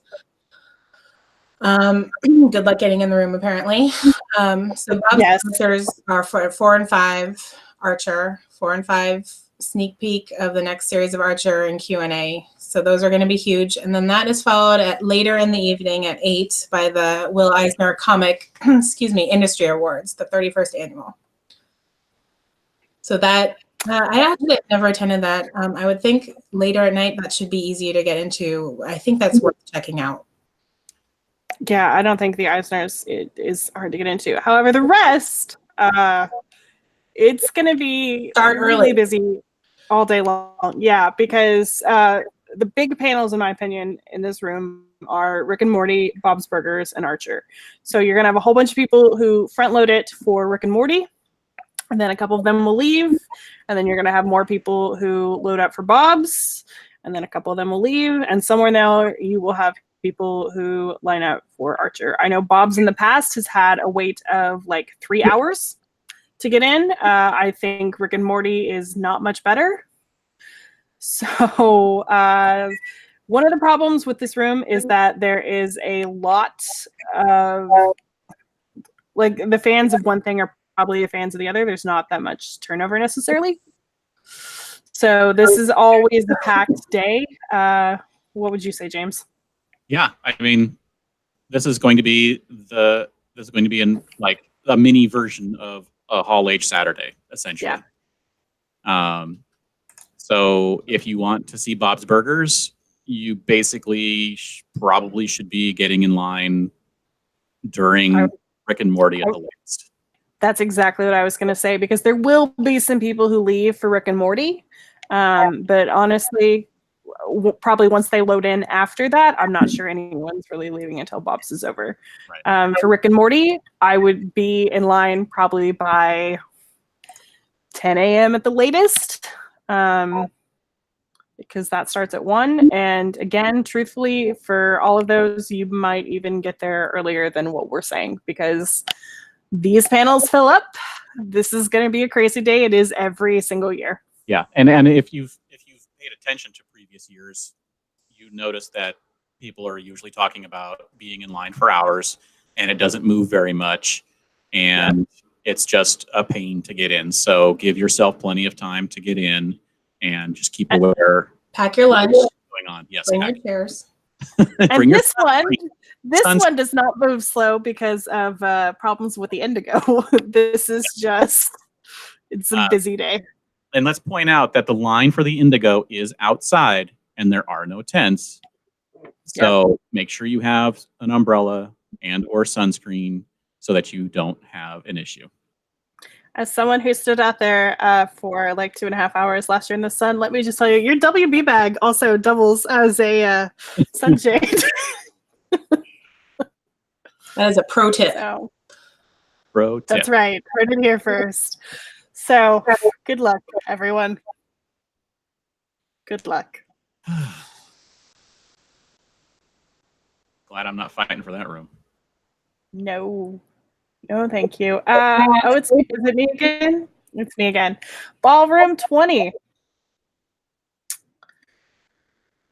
So Ballroom 20 on Friday is definitely going to be harder to get into than Thursday. We kick things off at 10:15 with Sci-Fi Wires. It came from the 90s. They are putting together a panel of iconic 90s genre stars and today's celebrity superfans to work together to test their wits and memories about some of the greatest movies, TV, and gaming of the decade. So it sounds to me like this is going to be somewhat similar to the Great Debate in that it will be a little bit interactive, but yet again, they do not list who these iconic 90 people are. So TBD. At 11:30 is the Veronica Mars revival, which I'm super excited about. And we finally have a cast for this since the Warner Brothers press release this year didn't list cast for anything.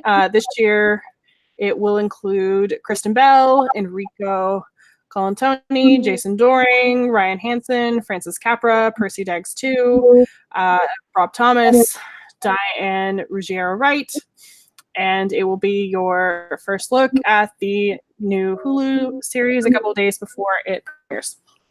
At 1 p.m., Steven Universe gets a pretty nice room upgrade here. Last year was in the Indigo. I think it's been in the Indigo for several years.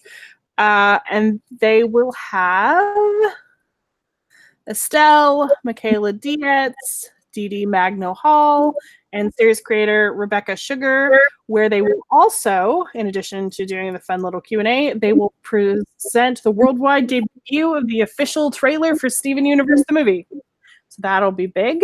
At 2:15 is Entertainment Weekly's Brave Warriors, which is basically the male version of the Women Who Kick Ass panel. It includes a bunch of folks like John Bradley from Game of Thrones, Cameron Cuff from Krypton. So you can pretty much assume Krypton is going to be on tomorrow's panel schedule. Michael Emerson from Evil, Aidan Gillen from Project Blue Book, Chris Williams from Black Lightning, and William Zabka.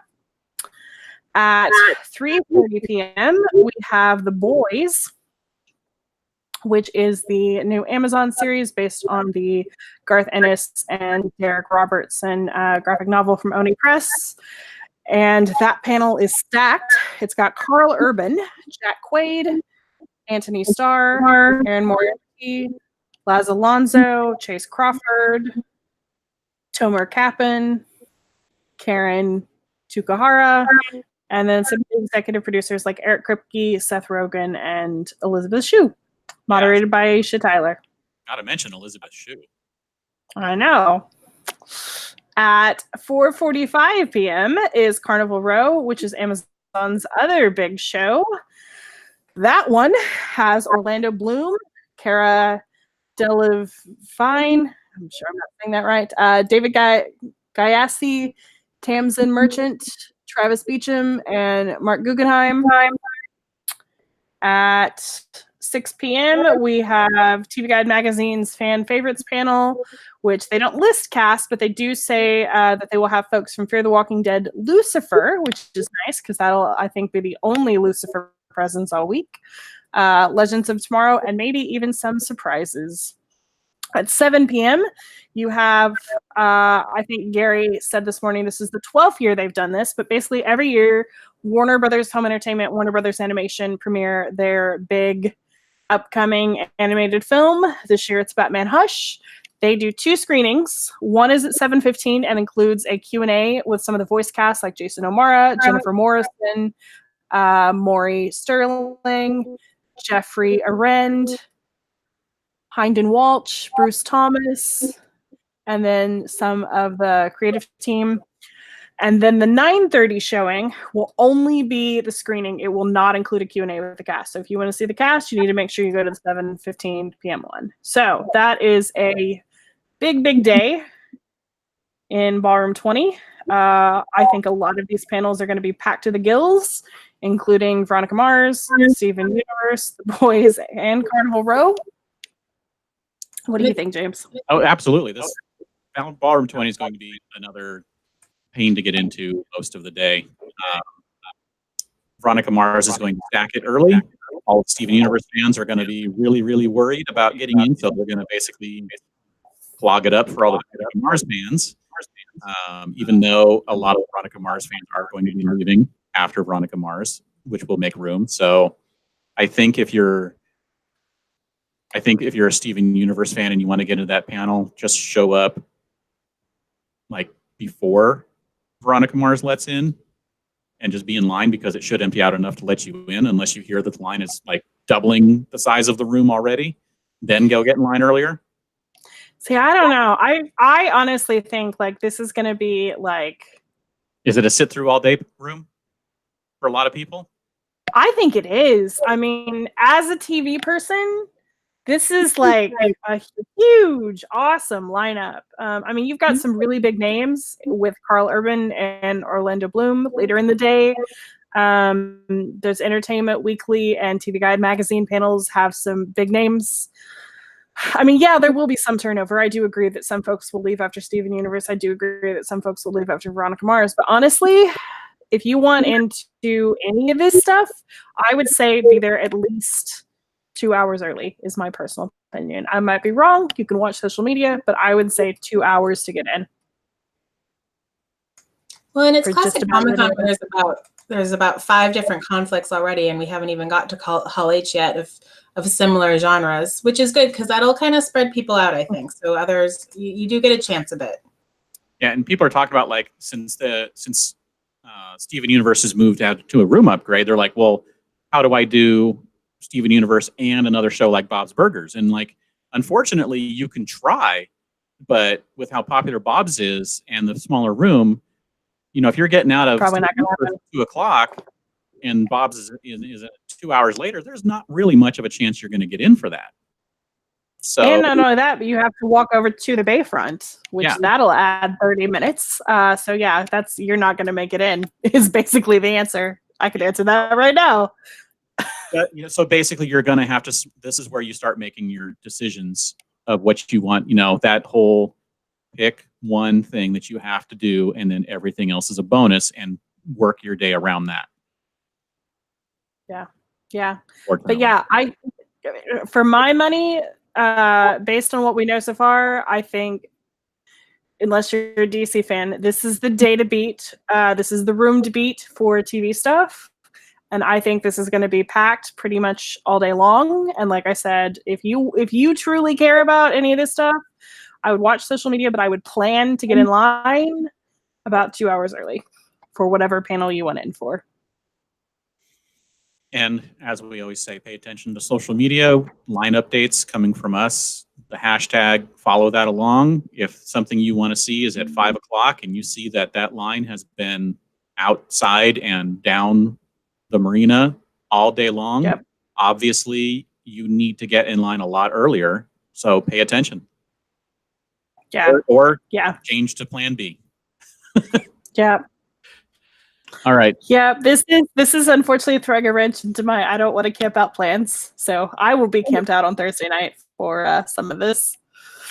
Yeah. Yay. Also, and we'll talk about this a little bit more, but the different rooms having so many things, the 3 of the biggest rooms having so many things that are going to draw people, it will spread people out and force them to make decisions. Yes, There's still, you know, how many people at Comic-Con? There's still going to be plenty of people to fill up those rooms. More people than want to go, they can fit in those rooms. Yes. Speaking of, let's get to Hall H, seating 6,500.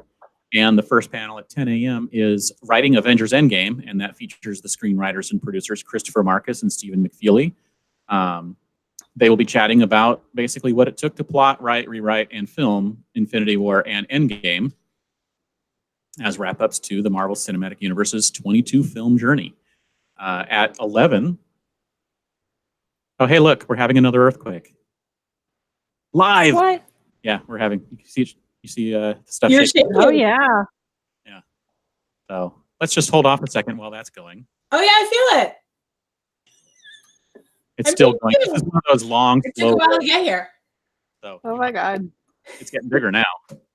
We may be stopping for a second if it gets much bigger. Wow. Yeah. Terribly exciting. I got it. Everybody stay safe. It's really exciting, Carrie. You're missing out. I know. I'm not in California for anyone who doesn't know. So I'm like, I'd have none of this. Did it stop, James? Oh no, here it is. Oh, it's still going. It just hit me. No, it's still going. We're still shaking. You're not shaking as badly though. No, it's definitely slowing down. That's so weird. Yeah, And that's actually, for those who have never experienced an earthquake, this is what this is one of the slower ones that's not like it just hits and massive. This is one that takes a little bit of time to just like roll through. In fact, to get to San Diego from LA. there's still like a little bit going on here. It's still just shaking just a little bit. My heart is pounding, everyone. This is very exciting. Yeah. Anyway, that's an earthquake. We're fine. Yeah. So we had one yesterday morning, and it was about the same. This one I think hit a little bit more of a peak, so we'll see how big it was. Anyway, back to it, because earthquakes won't even stop this podcast. So the good news is for San Diego, our faults are not through downtown or near downtown. So you guys coming in, you're okay. Thank you for answering that, because someone asked me this morning, actually, like, will the earthquakes affect Comic-Con? And I was like, I don't control like Mother Nature. Like, I don't know the answer to this question. So we haven't had one in a very long time. The biggest one was one that happened out in Mexico. And it was on Easter, like 2012, I want to say. So that was the first one I felt in a very long time. And probably only because we were sitting here and James said something. Otherwise. Yeah, if this was in the same area, it's like a couple hundred miles northeast of us. And so with in being another 100 miles south, it tends not to reach all the way down there. Anyway, where was I? I was talking about the real important stuff.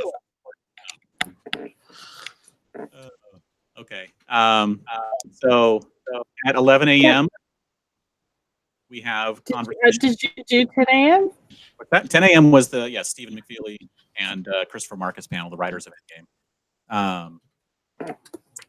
So at 11 is conversation with the Russo brothers, who were the directors of multiple Marvel movies. And this is going to be discussing Endgame, but also their new company, AGBO. And it's going to include an exciting array of new and old creative friends with no announcement of who those friends may be.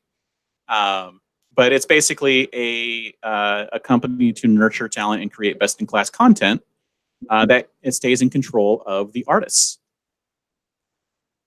At noon, we have Fear the Walking Dead, the annual Fear the Walking Dead panel with a bunch of cast members moderated by Hardwick. At 1 p.m., immediately following is the Walking Dead panel with a bunch of cast members and producers discussing the 10th season, also moderated by Hardwick. At 2:15, we have The Witcher, a Netflix original series.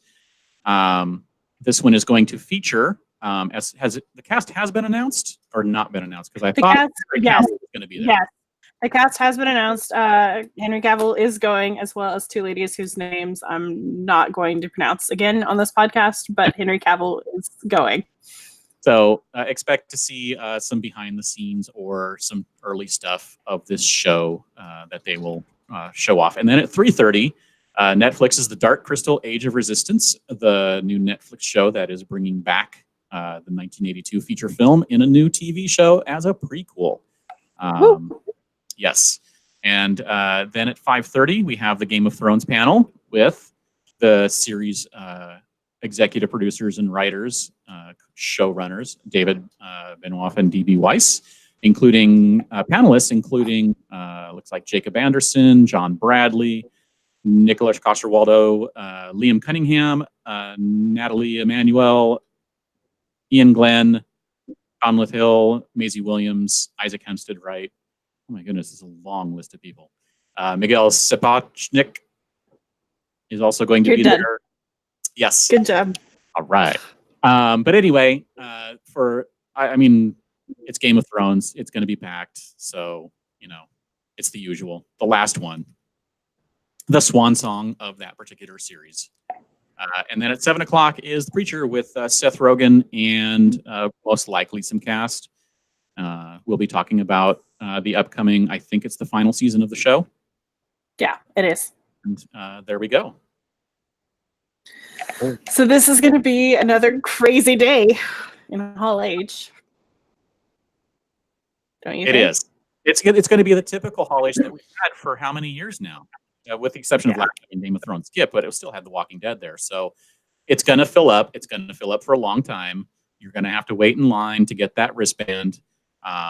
It's going to be packed. Don't expect anything else. It's a typical Hall H Friday. You're just adding in some stuff that people really want to see. In addition to that, with The Witcher and Dark Crystal. So how early do you think you have to line up for this? In my personal opinion, I think this is probably going to be mostly a camp out day. What do you think? When do you think they will run out of wristbands? When do you need to be in line for them to get to you? It's just so hard to decide because you don't necessarily have to be there when they start handing them out if the line's not long enough. And it's usually going to be somewhere around 8 o'clock where they hand them out. Usually somewhere between 8 and 9, I think, has been the standard. It's so hard to tell. I'm pretty sure that if you get in line at the end of your Comic-Con day, you have a good chance. So you don't have to miss something on Thursday. Yeah, but I don't know. In my personal opinion, when Game of Thrones has come in the past, and maybe it's a little bit different this year considering how the final season was received, but it's usually been you have to camp out. You can't just show up at like 5 a.m. and get a wristband. So you have to be there the night before to get a wristband. I agree. You absolutely cannot show up and just walk in the morning at 6 a.m. No. And in fact, some people are saying, it might be iffy if you show up at the end of your Comic-Con day at 6 or 7 o'clock. That could be risking it as well. We would hope that you wouldn't have to avoid going to Comic-Con for a certain portion of that day. But yes, you may have to. Again, it's another thing to keep an eye on. Now, obviously, there are going to be people in line as soon as possible on, I think it's Wednesday night. But those are people who want to. You do not have to do that. You do not have to do that. If you are concerned, get there in the afternoon on Thursday. Yeah, I agree. I mean, truthfully, I would say 5 p.m. at the latest on Thursday is my personal opinion. But who knows? It may be even earlier. I mean, for one thing, we actually don't know the cast yet on the Dark Crystal Age of Resistance. And if you have looked at even like half the people who are doing voices in that thing, like that could truly be the greatest panel at Comic-Con ever if they brought some of those people. But we don't know who they're bringing. So that could also add to the line, but we don't know yet. Yeah. And we might hear from Netflix next week, right? We might hear from them before to get confirmation of these panels. Well, Netflix actually already announced them, and they announced the cast for The Witcher, but they did not for the Dark Crystal. Interesting. So it could go either way. They may not announce cast at all for the Dark Crystal before it happens. They may announce next week. And could go either way. And remember, if they don't cast and gets into the schedule, a lot of people may just see that surrounded by Walking Dead and Game of Thrones and be like, bail, I'm not even going to bother, because they don't see that there's any cast going to be there. But if the cast gets listed in the schedule and it's as big as we think it may be or could be, then there's going to be even more people trying. So factor that in. Essentially, if go ahead. Go ahead. No, you go ahead. Go ahead. If you only want The Witcher and or Dark Crystal, essentially treat it like you want to be there for The Walking Dead, because you're not going to be able to get in there for those unless you're treating it like you want to be in there all day. Yeah, people are not going to be leaving. I mean, a couple will leave after The Walking Dead, but for the most part, people are going to be in there all freaking day long. The only panel, quite frankly, that you do not have to worry about is Preacher. You could probably just walk into Preacher. And remember, you don't have to sleep outside. You may have to wait in line for your wristband upwards of 5, 6, 7 hours until they get to you, depending on when you get in line and when they get to you in the wristbands. But you do not have to sleep outside, because once you have your wristband, you can go sleep in your bed. As long as you don't care about getting close to the front of the room, go back and sleep or do something else. Go out and party, do something, and then come back in line before the time that they tell you to be back in line. Yeah. And you're gold. You're good to go. And then with 3 full days in the 3 biggest rooms, as a positive note, it is going to separate everyone out. So there's a good chance for a lot of these things. And someone else is asking about, for the Russos and the writers panels for Endgame. Again, treat those like Walking Dead. Yeah. You're going to need to be there competing with the Walking Dead folks. And while a significant enough number will leave for those because they may not want to stay for things like The Walking Dead and Game of Thrones, it is not going to be a room clearing number. It is going to be in the hundreds, not in the thousands. Yeah, because basically you're going to have people who camp out all day long in that room for Game of Thrones, Dark Crystal, The Witcher, and The Walking Dead. So like those people will sit there all day long. And quite frankly, after you've put in like 24 hours of work, like I would not be leaving until after Game of Thrones. Right. So, yeah, exactly. So that's it for that room. I mean, it's the one that gets all the press, so we talk about it the most because so many people want to go and they want to figure out how to get into for those things. But don't forget, there are so many other things to do. I mean, look, we talked about Ballroom 20 being so crowded, and what else was it? There was Indigo is going to be so crowded. So yeah, you're going to be having just so many different things. Are going to be having lines on Friday. There's a lot of stuff people are going to want to wait for. So real quick before we do Dark Horse and questions and all of that, one thing we kind of forgot to do on Thursday that we always do is let's just talk general impressions about the 2 days that we know. I mean, I think this is a pretty solid lineup for this year. We are very light on movies. We are definitely light on movies. That's the only thing lacking this year, I think, is movies so far. Yeah. But everything else is standard Comic-Con excellence. I mean, I went through both days' schedules, and there's just an overload of content. So much. Agreed. And as like a TV fan, like I am more excited about this year than I have been in literally years. So I think it's a great schedule so far. It's just not if you're a movie person. And also, it's not a great schedule because they are definitely playing to people's perceived likes and splitting a lot of stuff to force you into making a decision, which helps them keep all of the rooms full, but also makes decision making very difficult because you have so many conflicts. Yeah. Real quick, we have a question on Twitter from Derek. Is the Horton Grand connected to the convention center? No, it is not. It's about 2 blocks away. Yeah, that's not bad though. Also, apparently the earthquake was bigger than the one from yesterday, which I thought it might have been right at one point, but 7.1 is what the USGS is saying.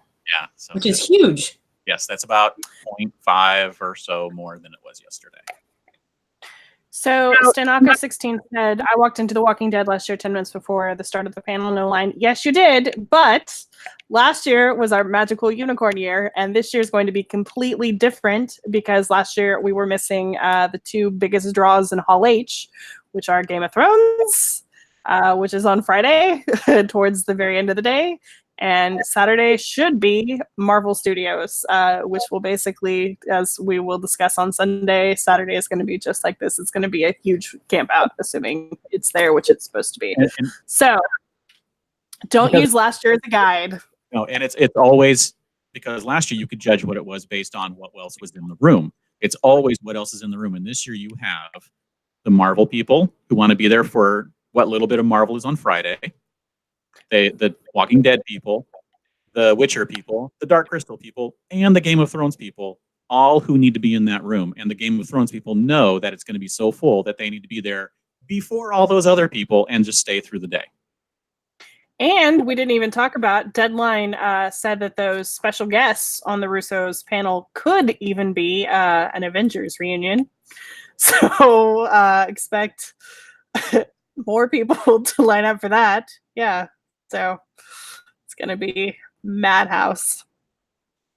I want to answer another question again because it is something that a lot of people are confused about. David Tappy asked, will there be an official line on Wednesday for Friday's Hall H? Or is it just people hanging around till after the Thursday panel goes in? What they do officially is, if you see the map when they do the Hall H wristbands, if everything follows according to previous years, out on the other side of the lawn near the water, along that walkway, they have a spot that is the beginning of the next day line. When the wristbands start getting handed out and that next day line goes into the tents, then the next days, so that would be 2 days from now, that line can finally start. So those wristbands start getting handed out, let's say at 8 p.m. It takes them a while to get through that part of the line. Then they get taken into the tents. So sometime around 9-ish, 9:30, maybe 10 o'clock if they're slow, officially the line can start for the next day. That is the official way the line works.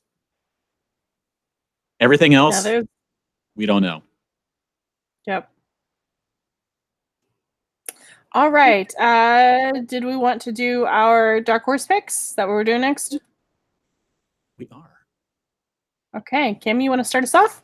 Sure. I just have one because Friday was huge amount of information as we just went through. So I just picked one, which was the Star Trek Deep Space Nine documentary called What We Left Behind, with the showrunner, Ira Stephen Bear, filmmaker David Zappone, and select Deep Space Nine cast members, including Andrew Robinson, Aaron Eisberg, and Penny Johnson-Gerald, who people know from Orville these days. And they just go into an in-depth look into the documentary, which I have not watched yet, but mean to. So I maybe will make this a point to watch it before this panel. You should. All right. James, do you want me to do my main one? And then I'll come back to my others? You can do okay. Okay. So my dark horse picks, we're going to start off with Ray Harryhausen, The Lost Movies at 6:30 p.m. in room 26AB. And if you are a fan of stop motion or the original master of stop motion, Ray Harryhausen, this will be a cool chance to see some missing scenes from some of his films. There is also Masters of the Illustrated Film Poster in room 23 ABC at 1 p.m., which has a whole bunch of folks who have designed some really cool art for some of your favorite movies. It's got names on there like Steve Chorney, Robert Rodriguez, James Goodrich, Matthew Joseph Peak, William Stout, who was on our podcast not too long ago, Paul Shipper, Akiko Sterenberger, Roy Kurtz, and Jason Edmiston. So that'll be a good time. And then at 2 p.m. in room 25 ABC is Bringing Films to Comic-Con, which is basically folks talking about bringing movies to Comic-Con over the years and just what that's like. They've got like some marketing people. They've got the former head of fan relations at Lucasfilm. They've got the former Comic-Con director of programming. This is basically a look behind the scenes like at Comic-Con, and there's a whole bunch of these panels all week long. But for me, this was probably the most interesting one, especially in a year where like there are not that many movies at Comic-Con. But I think it would be fascinating, so you should check that out. And then just because our graphic designer, Sarah Lacey, could not join us tonight, let me give a shout out to Klingon Lifestyles, which this is the 26th year they've done this. And it's basically a bunch of people putting on a play in Klingon. And she went one year kind of accidentally and thought it was like the greatest thing she'd ever been to. So that is at 8:30 p.m. in 5AB. So if you don't have anything to do, check it out. I'll get to that one of these years. So my main dark horse pick is what is the best superpower in 25 ABC at 1 p.m. And this I just thought would be cool because it's a bunch of comic book creators talking about superheroes, their wide array of powers, and debating what is the best superpower? And this is from a bunch of people who have created characters with superpowers and getting their, ideas. And the main reason is because it has some pretty big names on it, like Joseph Linsner, Jonathan Hickman, Steens, Todd McFarlane is on a panel, which he doesn't do very many panels. So, and he also doesn't come to Comic-Con very often anymore. And also Katie Farina are all going to be on that panel. So that was my dark horse pick. And let me go through a few things here. Maria from Sesame Street, Sonia Manzano, is going to be hosting a panel at the museum at 2 o'clock. It's going to be talking about, it's basically a conversation with her. And so she's going to be talking about the important role of women and diversity in media. 8 o'clock, unnecessary debates, which is, I would say, roughly half of all debates in comicdom are unnecessary, but we do them anyway. So this should be a pretty fun panel. It's in Grand 1011 in the Marriott Marquis at 8 p.m. Dave Kellett, if you know of him, he's a web comic artist who does the Sheldon and Drive strips, and he also did that stripped documentary about comics, which is pretty cool. So he's going to do one on the world of Drive at 9 p.m. in room 9. That's really late on a Friday night. But hey, if you like Dave Kellett, there you go. This one I wanted to put on there just because of the name of the panel. Animated Avocados from Mexico to Hollywood. And it's basically, there's a new show coming out called Waka and Tito, a series of underground adventures. And the fact that they went with something else for the title was pretty awesome. That caught my eye. But there is a lot of panels, either that are bilingual or highlighting stuff from Mexico this year. So if that is your thing, there are so much this year. I mean, many, many panels. Humberto Ramos is doing, I think, a How to Draw. That's going to be bilingual, just tons of stuff. The Character of Music is happening at 1 p.m. on Friday. Again, a bunch of composers, but in addition to that, there's directors, including Chad Stahelski from John Wick, Aaron Eaz from The Dragon Prince, and Matt Nava from some video games, all talking about movies and composing. Let me see. The Factual and the Actual is going to have, let's see, this is 32AB at 10 a.m. is actually going to have Randall Monroe on it, the guy who did XKCD. Let's see. The 70s panel. This is not part of the Comic-Con 50, but it's a bunch of people who've been around since the 70s doing comics. And this is one of Mark Evaniers' panels that he discussed with us back when he was on the podcast. The 2019 Black panel from host Michael Davis is going to have a bunch of awesome guests, including Don McGregor, writer of the Black Panther comics, Steve Jeppy, Greg Risi, Wayne Brady, Bill Duke, Lakita Garth Wright, Daryl McDaniels, better known as DMC from Run DMC.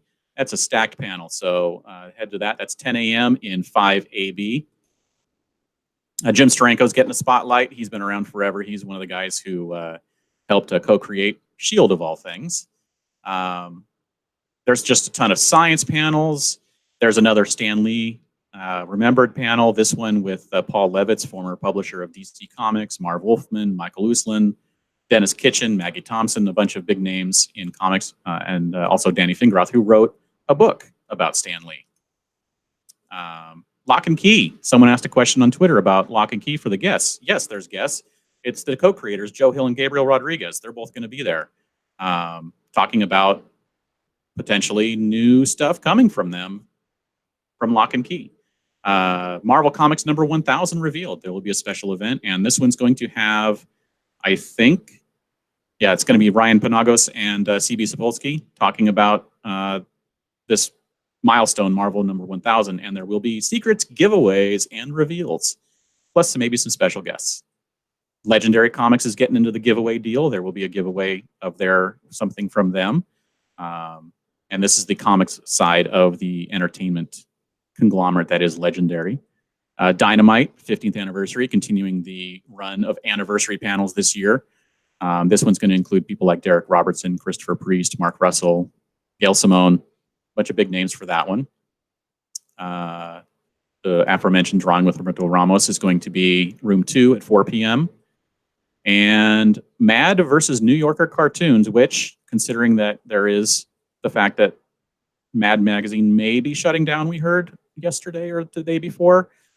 This one's basically going to fit the humor of Mad versus the humor of the New Yorker cartoons, and try and answer the question, which is funnier, in Room 24 ABC at 7:30.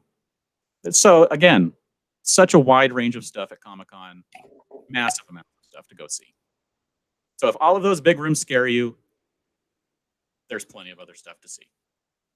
Yes, go to some of the smaller panels. Seriously, like changing up what you do at Comic-Con and going to some of this smaller stuff that's quite frankly easier to get into is sometimes a way better time than camping out for 30 hours. Yes. Just saying. Exactly. So we had a few questions throughout the day that we should answer, and I think we answered some of them. But most of them very early on asked, before we sign off, we say, go shawarma. What is that in reference to? What is that in reference to? Why do we do that? Are we just like random, dumb sign-off signature? It's from the Avengers, right?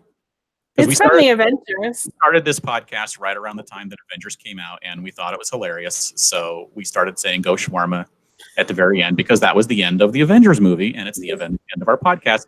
And it stuck around much to the disdain of chagrin. It's from the Stinger. Yes. There you go. So Kim's not a fan. I don't know. I don't mind it. I'm just glad the theme song's back. I didn't miss it. You didn't know that you missed it, and then until you missed it. Exactly. So like if we stopped doing it, all of a sudden everybody would be like, why did they stop saying go shawarma? I love go shawarma. So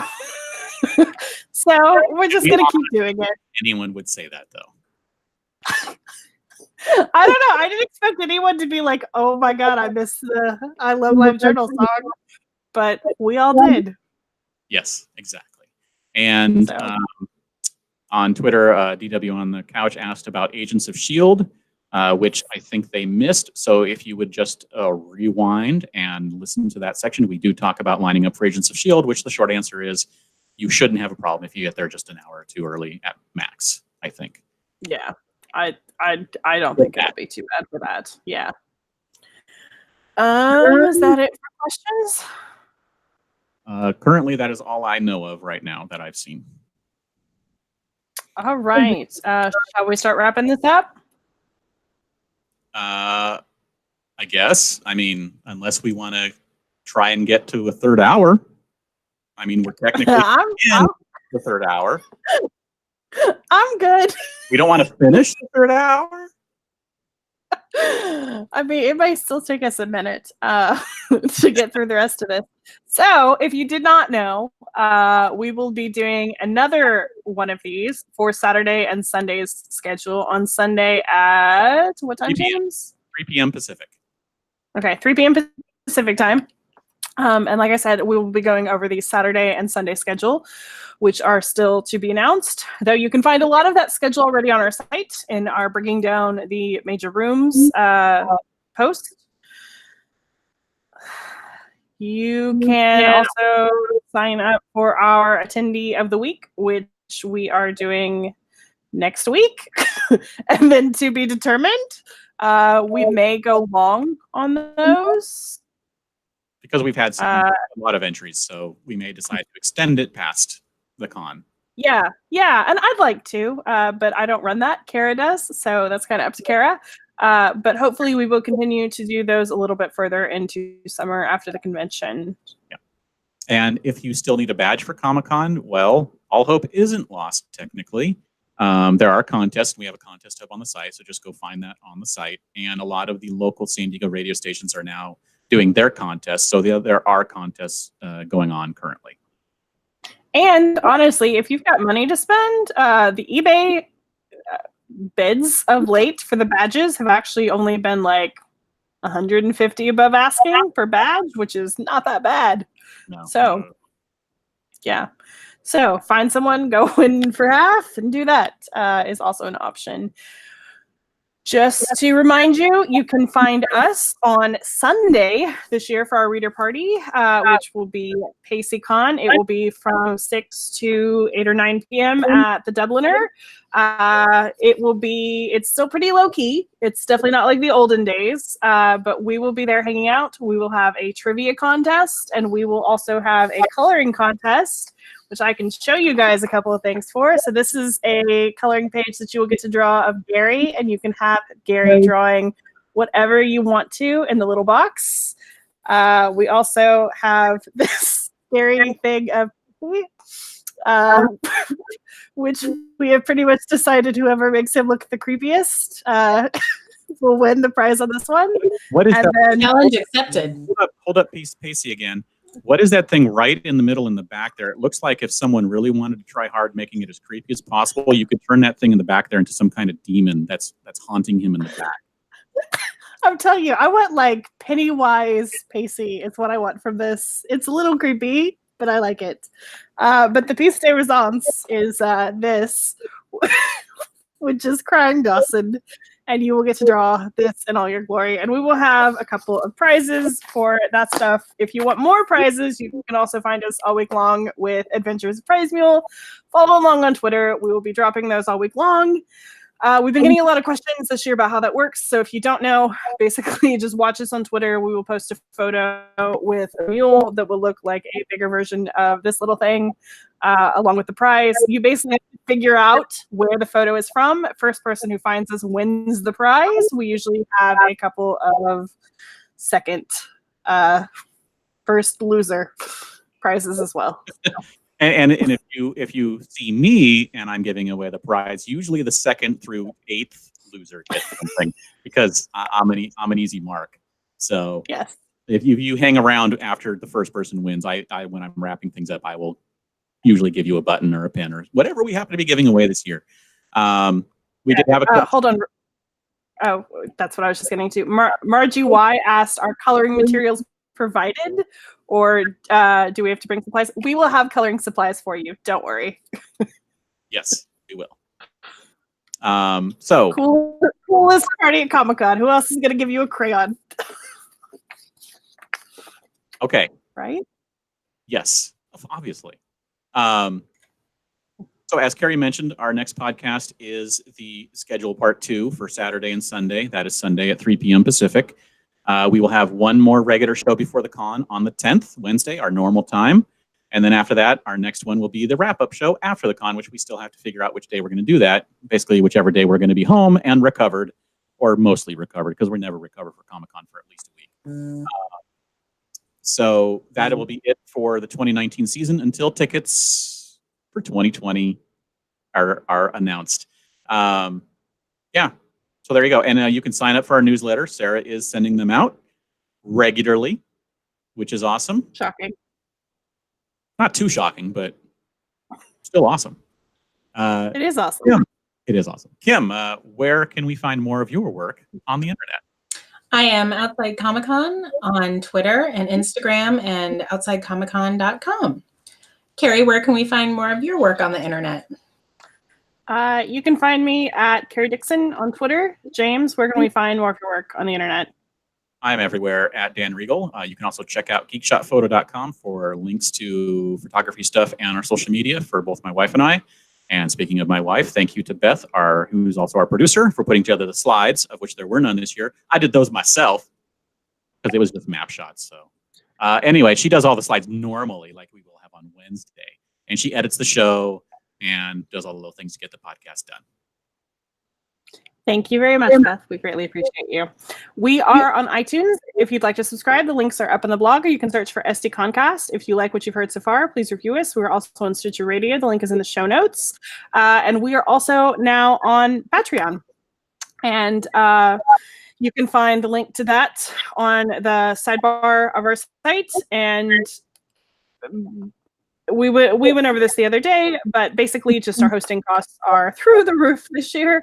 And this is you get a fun bonus podcast once a month with at least James and I and some special guests. We will definitely be doing a live the Tape podcast at Comic-Con, which we'll be distributing to our Patreon listeners. And if you think that we provide value to your Comic-Con experience, you consider donating $5 to the Patreon. Don't feel like you have to. Nothing's changing in anything else. Blah, blah, blah, blah, blah. If you want to get a hold of us, you can send us an email at sdcomiccon.blog@gmail.com. Find us on Facebook at facebook.com/sdconblog or tweet us at sd_comic_con. Thank you all for listening and watching. Everybody, go. Can you believe Binder was driving for 200 miles and watching us? Stop watching us and drive.